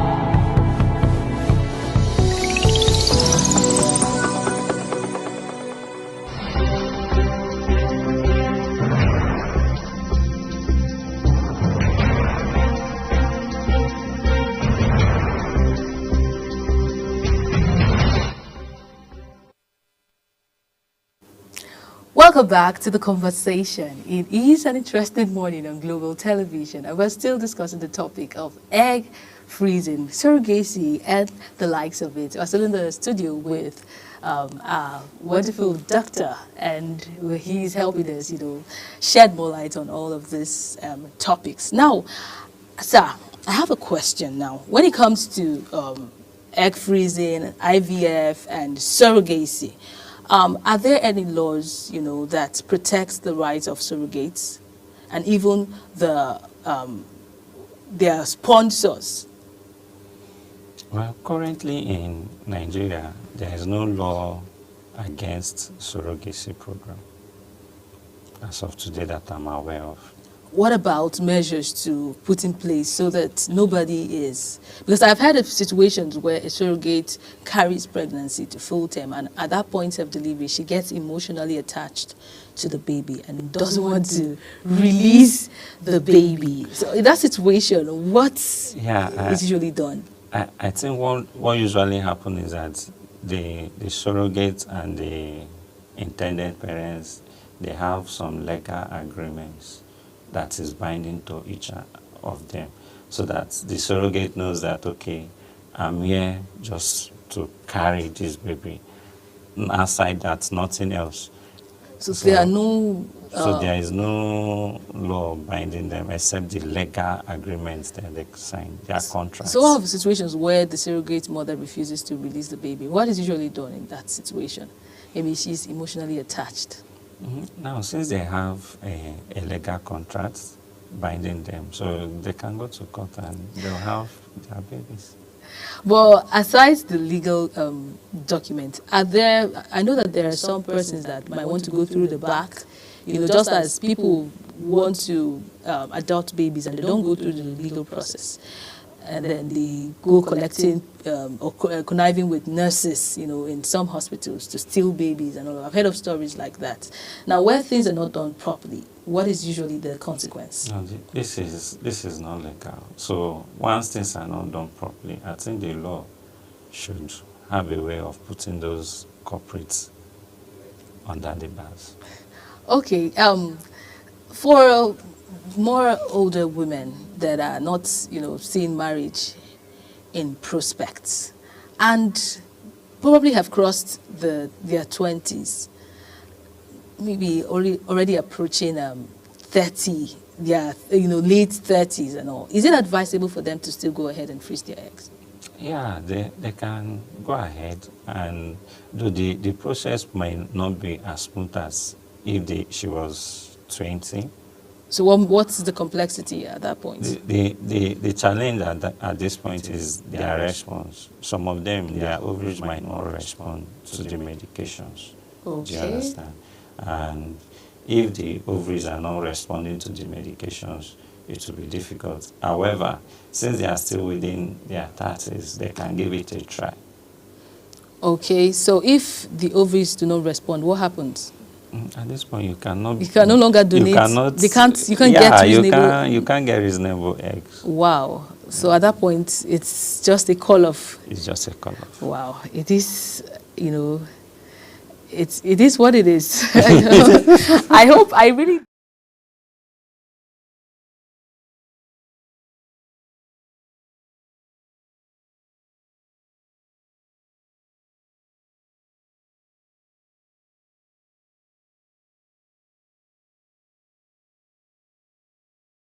Now, where the challenge comes in is when it becomes too financially, burdensome. Like sometimes all of these processes are usually expensive, and I've heard of countries where freezing egg is free. What happens to Nigeria? Why can't we bring this home? Yeah, we can actually, but we need a lot of government support.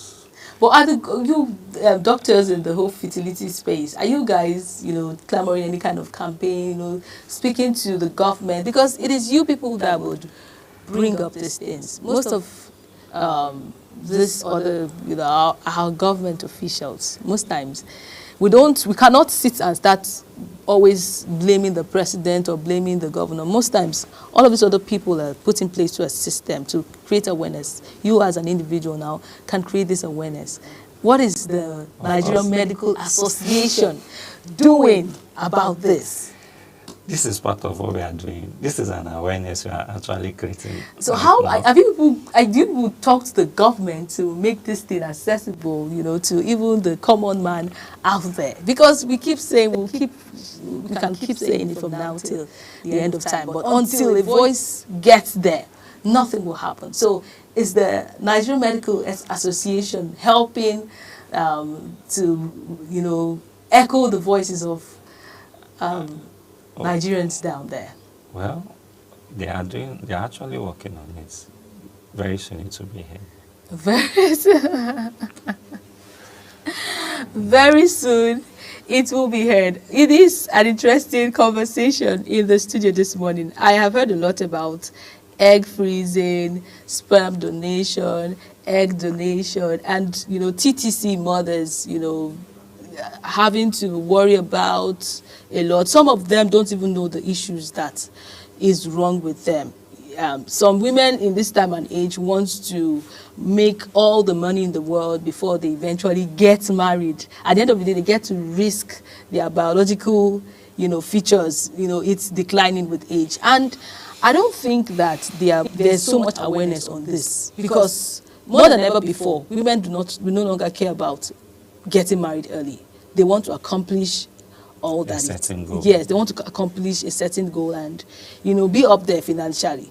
Is there a form of, again I ask, what is the awareness? Because we need to talk about these things. You can't go into marriage and expect that magic happens. You are aging. Do you understand? They are aging. What is being done? What kind of sensitization is being done to inform the public, especially women right now that want to make it up before getting married? Well, currently, that is why we are here. To also, currently you see some programs via social media platforms trying to, like one of the pictures you just saw that led to this. So people currently, individually, in small settings, in forms of outreaches, have been explained that, for you, a woman, you need to start freezing your eggs. Plan to freeze your eggs. If you know that you want to be a mother with your own genes on that baby, you should just plan. So currently, there are a lot of sensitization ongoing by various hospitals on outreaches and all that. So people are getting away. Thank you very much, sir, for speaking to Global Television on this very topic this morning. Viewers, I am very much convinced at this point that we have been able to sensitize in our own little way on egg freezing, artificial insemination, surrogacy, and on your own path, you go do more research about it. It is, times have changed, science have evolved. There are a lot of things we can do that we still keep praying about, but with a little research and information here and there, your answers to your prayers will just be at your fingertips. At this point, we want to move on to the next segment of Global Morning, and we will be joined with another presenter coming your way. Until he shows, please stay tuned. We will be back.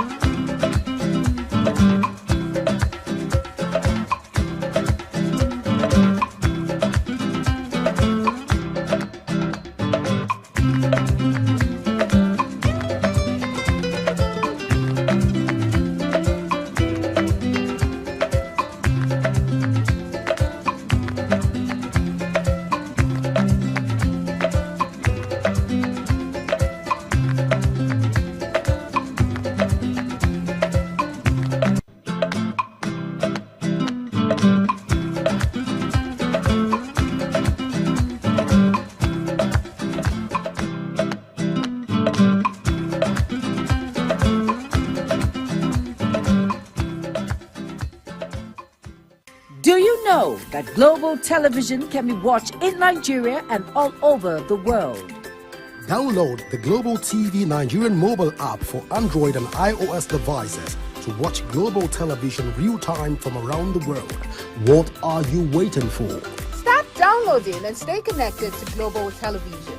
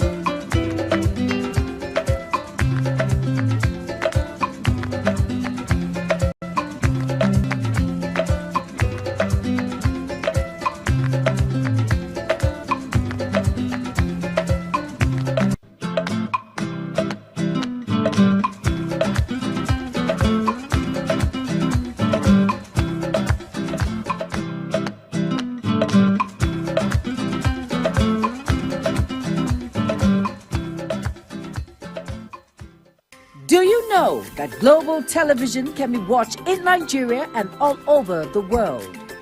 Download the Global TV Nigerian mobile app for Android and iOS devices to watch global television real-time from around the world. What are you waiting for? Start downloading and stay connected to Global Television.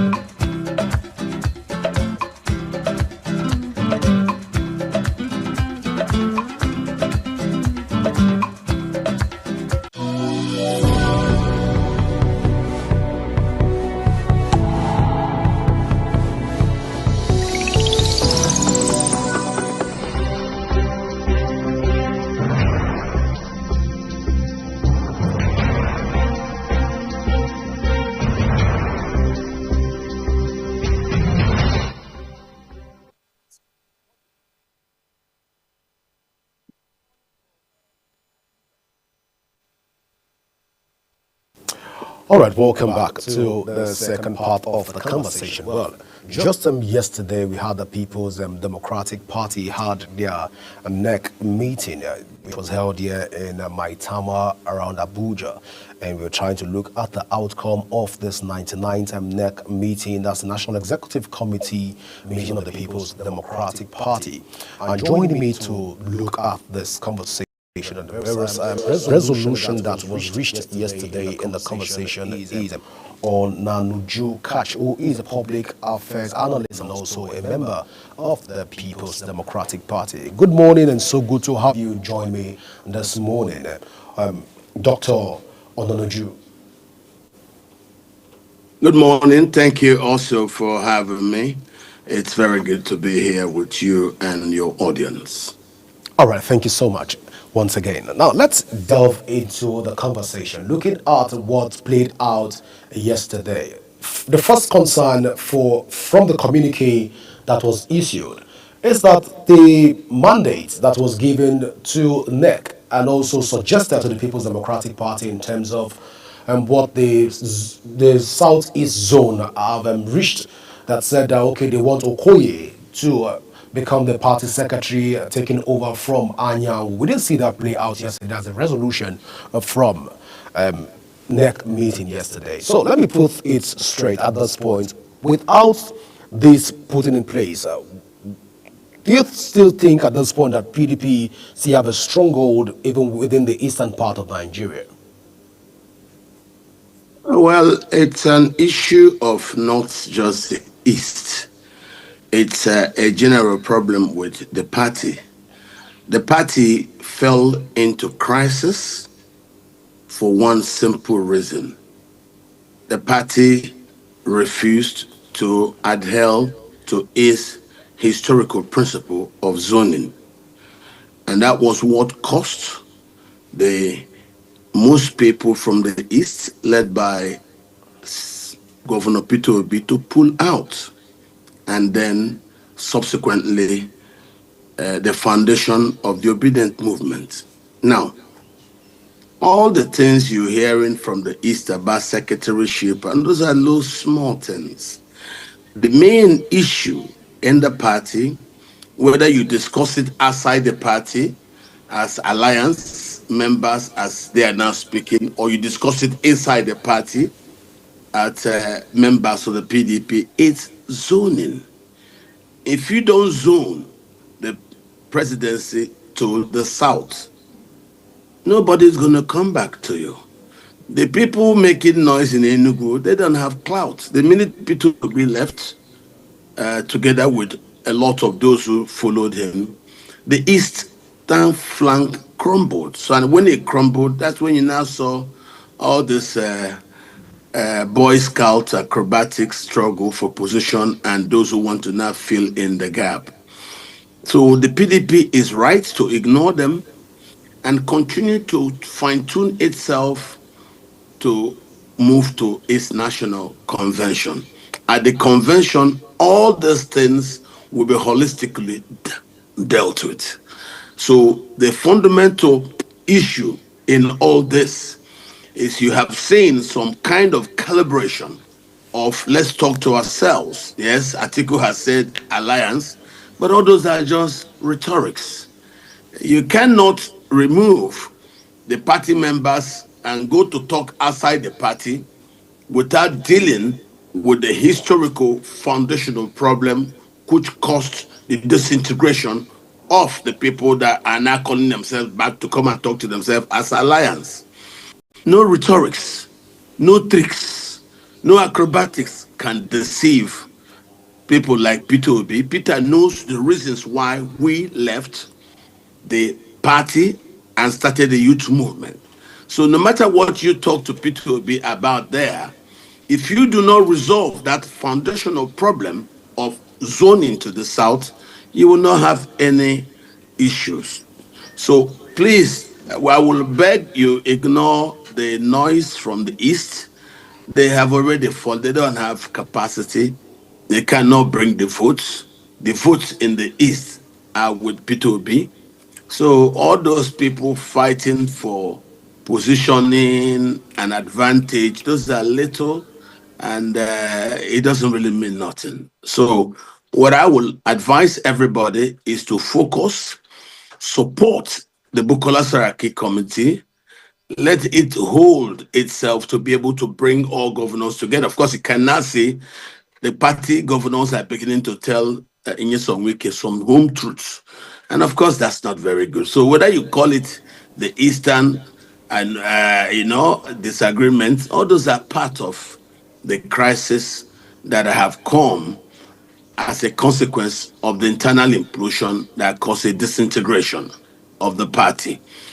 We must put our thoughts and mind towards uniting the opposition for the sake of our democracy. And for us to do that, we must restore back.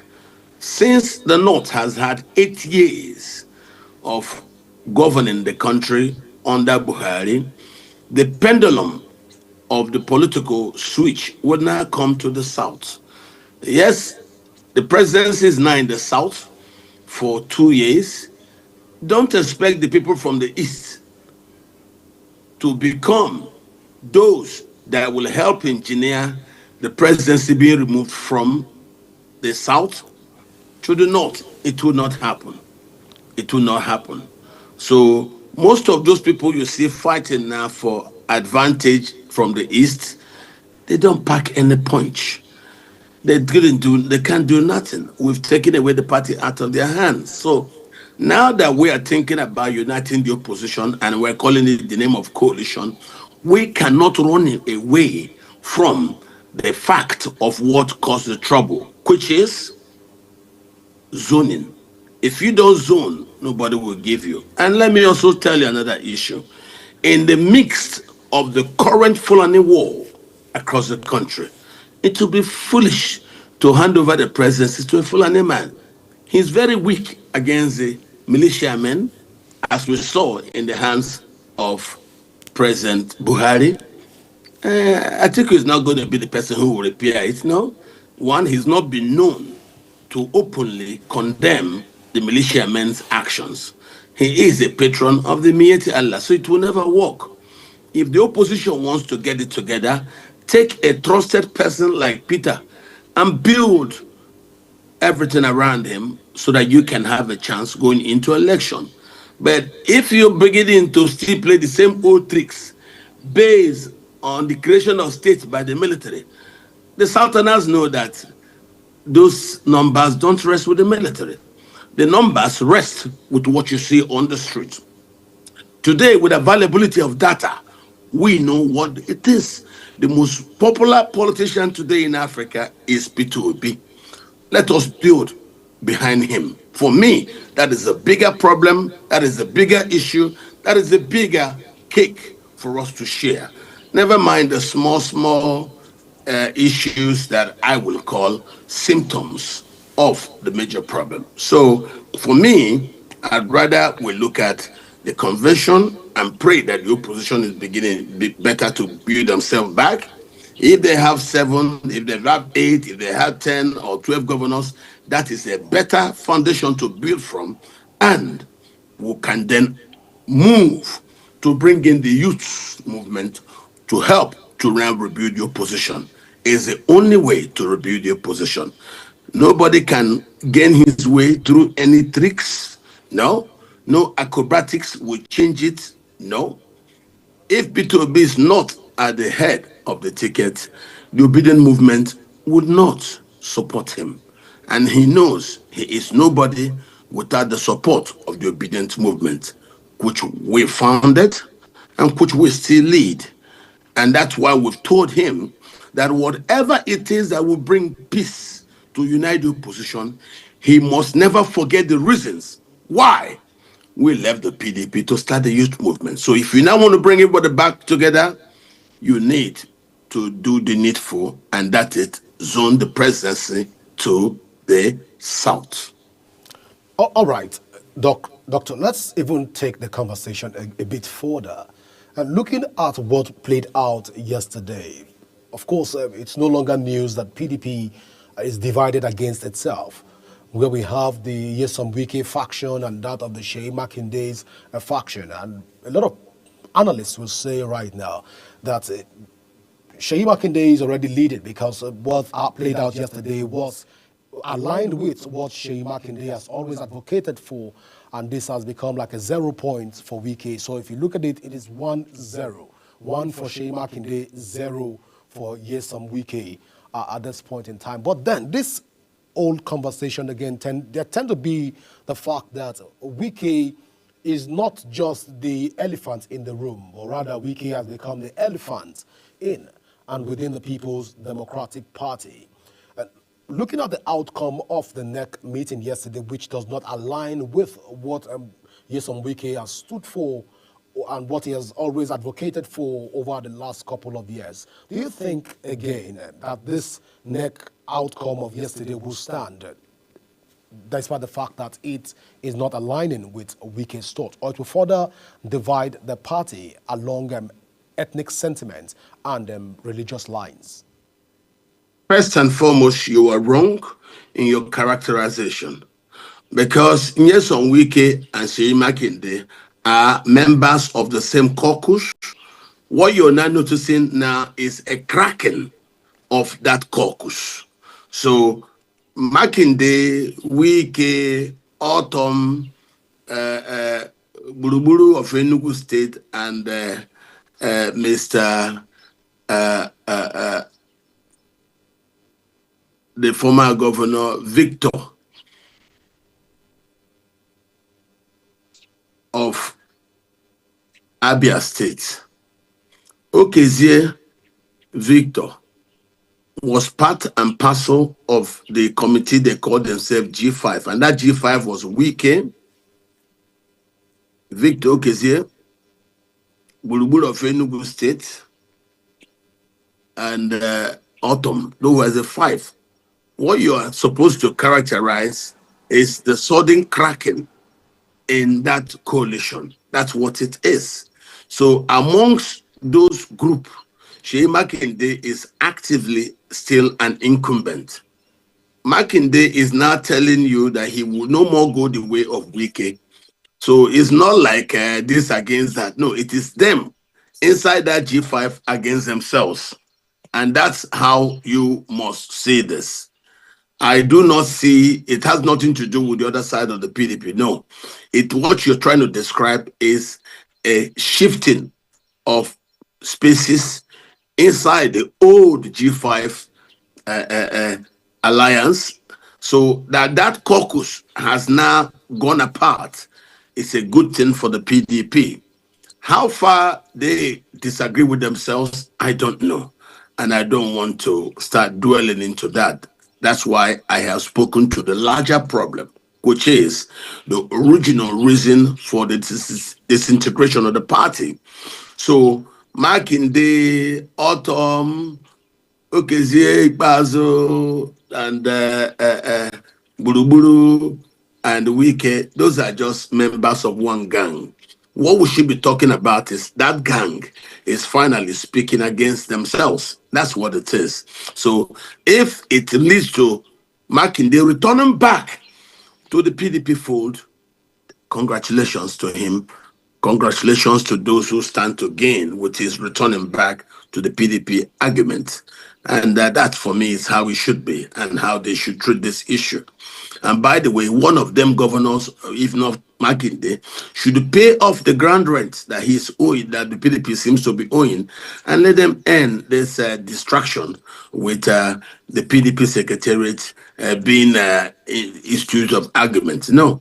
People's properties will not be confiscated by government simply because one rent or the other has not been paid. No, you hold the property there, and then whenever the owner comes to claim it, you tell him to pay before he continues building.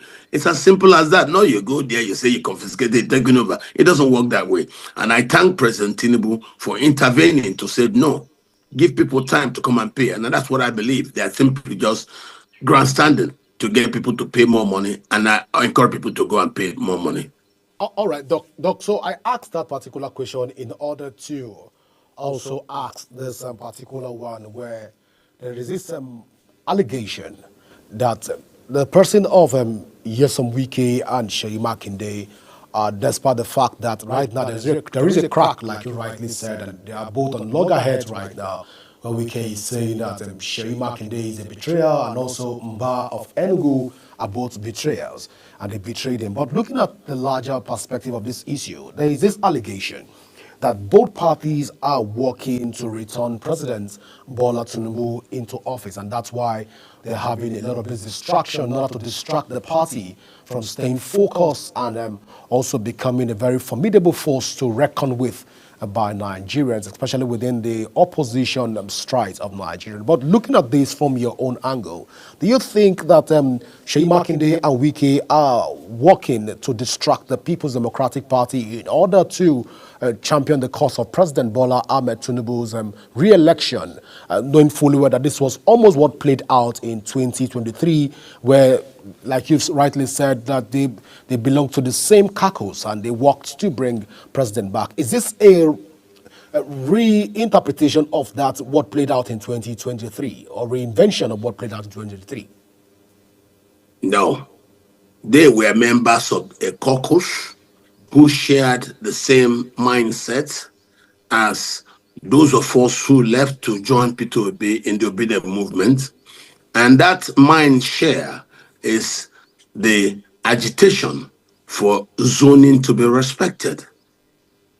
Atiku Abubakar in 2013 formed a caucus called MPDP, used that caucus to advance his arguments about zoning and that the presidency should be zoned to the north.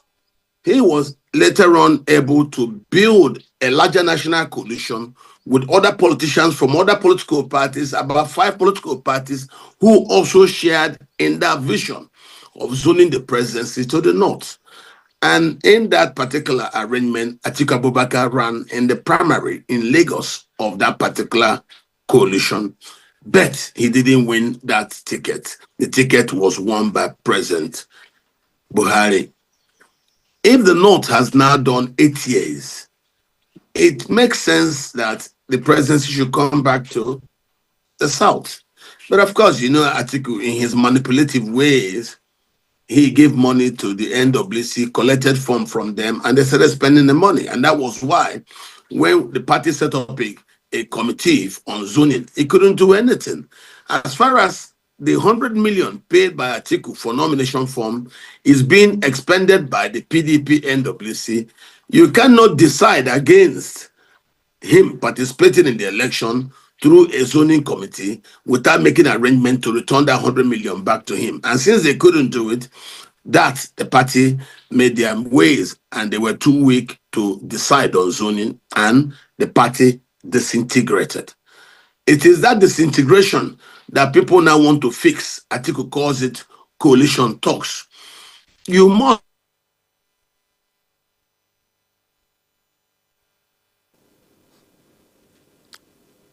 All right, Doc, we're still trying to get you to resolve the crisis that fell out of that. So we must make peace. And the only way to make peace is not through the conjectures you're now asking me about Sheyi Makinde, and think about how to zone the presidency back to the South so as to bring peace to the party. That's all. Those conjectures you're talking about, I don't want to put my words to them because I don't believe them. Allow the zoning to come to the South, and then let us see how they act. It's like Atiku lying that he wanted to go to the Southeast.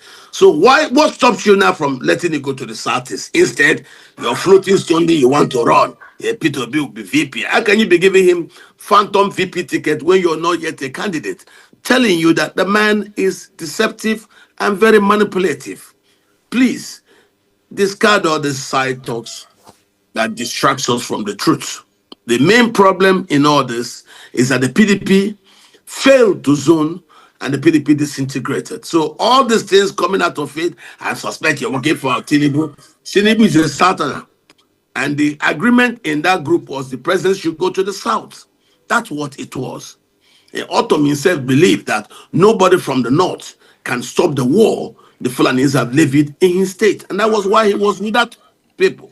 So zone the presidency to the South and we will have peace. All right, Doc. Doc, currently we have a situation where we've seen what has played out even in the NEC meeting just yesterday, where the NEC failed to address pressing issues that is confronting the party right now. With all of this, Atiku, on the other hand, is championing the cause of coalition and also more of reconciliation among aggrieved party members and try to reconcile them. Of course, Saraki is also working in that line to address those concerns. But if this whole reconciliation process go through, do you think again that PDP will want to subject itself to a coalition and also change its name to become a formidable force for Nigerians to trust and reckon with? What you're talking about is a coalition. People have mooted the idea, but they cannot still do coalition outside a political party arrangement. As I yesterday, Mr. El-Rufai was still on top of the affairs about SDP.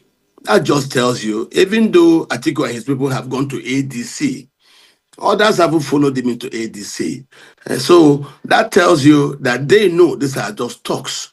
A lot of them who understand what's going on know that the foundational problem there is to resolve the issue of if you come together, you must zone the presidency to the South if you seek peace. So all the people you see going around talking coalition, those are just using other languages from trying to resolve their issue that led to the disintegration of their former union that had all of them together. For you now to be able to bring the opposition back, you need to gain the confidence of opposition members from the South. Never mind the worthless words of losers in the South who have lost out, as most Southerners pulled out of the PDP, so they could be coming and going around, hey, come and support us. Support what? Support their old caucus with their old leader, Atiku. It will not work. It will not work. Okay, since the obedient movement now has P2P, and they have so let others go and also build their own platforms, so that when we come, not you don't have anything, you come, you say, I want to be president or what? Obi already has a platform. He has millions behind him. Go try to get your own platform so that you can come and negotiate with him. You want to come, you have nothing, and you just want to invite people, and then you say, that's it. These people don't know how to act, they don't know how to organize, they don't know how to bring the votes out. The obedient movement knows how to bring the vote out. So if you want to now play with P2P, you join. But you negotiate on protections as you join. Not you call them and try to get them subsumed under your trickery. It will not work. It will not work. Whether you call it coalition or you call it peacemaking in the PDP, whether you do it inside the party or you do it outside the party, the foundational problem is zoning. If you don't zone your ticket to the south, no coalition will work. Take my word to the bank. All right, Doc, just as we begin to wrap up, if you are saying that we should zone, PDP should zone its tickets to the southern part of Nigeria, and to a very large extent, you've been fronting for Peter Obi, the Labour Party presidential candidate, saying that if the ticket is given to him, the chances of, or let me get you correctly on that. Are you saying that if Peter Obi is given the ticket from the People's Democratic Party, he stands the largest chance to win in the forthcoming election come 2027? It's if you give Peter Obi the ticket, the first thing you will do, you will unite the opposition. That is a plus for the democracy.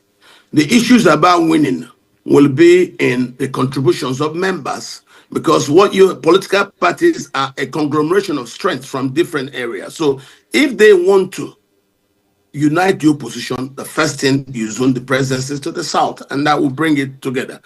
The issue about winning is a different issue. Issue about being declared is a different issue.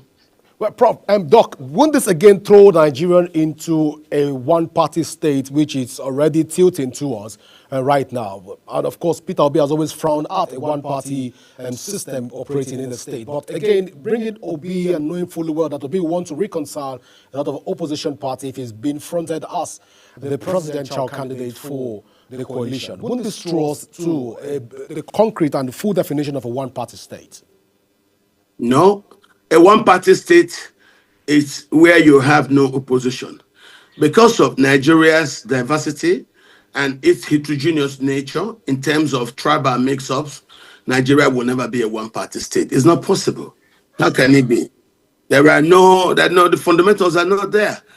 Forget about the coercion. Coercing first-term governors that if they don't join you, you may not protect them from the coercive effects of the incumbent party. That's a different issue.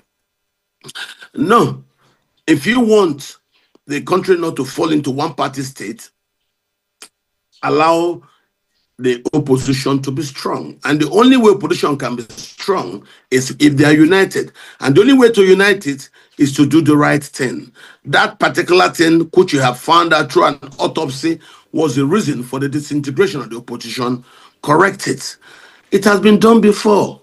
When the Northerners left with Atiku to go join to found the APC coalition, the PDP now recognized that the only way for it to bring itself back is to zone the presence to the north. That's what they did in 2019. They zoned it to the north and the people came back and the party was full. So if you now want to bring back the party and bring back the opposition, you correct the same mistake you made in 2023. Zone the presidency to the south. Simple. I don't know why we should be talking about this 10 times. There's nothing that is rocket science about it. Zone it, and then you can start organizing from that. Okay, so Doc, a lot of analysts will say that PDP is in the ICU right now, intensive care unit, and the party needs an urgent surgery in order to bounce back, to come back alive. But looking at it right now and looking at the forthcoming convention of the party, if the zoning of the presidency does not finally get to the south, it doesn't go to the south, What do you think will be the outcome of the People's Democratic Party if zoning eventually does not go to the south? If it doesn't zone to the south, it will die. They will just go to the convention and appoint undertakers who will be in charge of burial of the party. That's all. One, it's better for the party to be led by the most popular politician today in Africa, which is Peter Obi, than you put it in the hands of an 80-year-old man who is very weak, that can't do anything. So there's nothing, there are no comparison. There are no alternatives. You want to be alive, follow the game where everybody is on board. You want to die, that's your business. Continue to do the same thing. You cannot have new outcomes if you continue to do the same old things that you were doing. What is it that got the PDP where it is right now? It is its refusal to zone, and that's all. So if you want to cure it, zone to the south, and that's all. And then target P2P, and he will bring his obedient movement to rebuild the opposition, unite the opposition, and the democracy will be better for it. So then they can go to election. All right, Dr. Okachi Ononuju, I want to say thank you so much for finding out time to be with us this morning here on Global Television. Thank you very much for having me. All right, viewers, this is how far we can go this morning on a Global Morning. Do remember that you can join the conversation on our various social media handle currently showing on your screen using @Global TV NG. Don't forget that you can also download the Global TV Nigerian mobile app from your Android and iOS devices to stay on track with our broadcasts. My name is Godwin Sunday. Always remember that peace and unity are the pathways to progress. From all of us here on the Global Morning crew, it is bye for now. Welcome to Global Morning. The death toll from flooding. Most time our politicians just bring in policies too, for sure. Incidentally, we have several more stories. The legislature was carefully crafted to 22.2% inflation rates as of April this year. What does that say about where we are as a country? I think Nigeria has resorted to being resilient. Before you call a police station, before they even leave, they'll take permission from I don't think there's really anything on ground to improve. We struggle with ASU strike. The Minister of Education volunteered and said, give me 2 weeks. It was a lie. The president never gave me any deadline.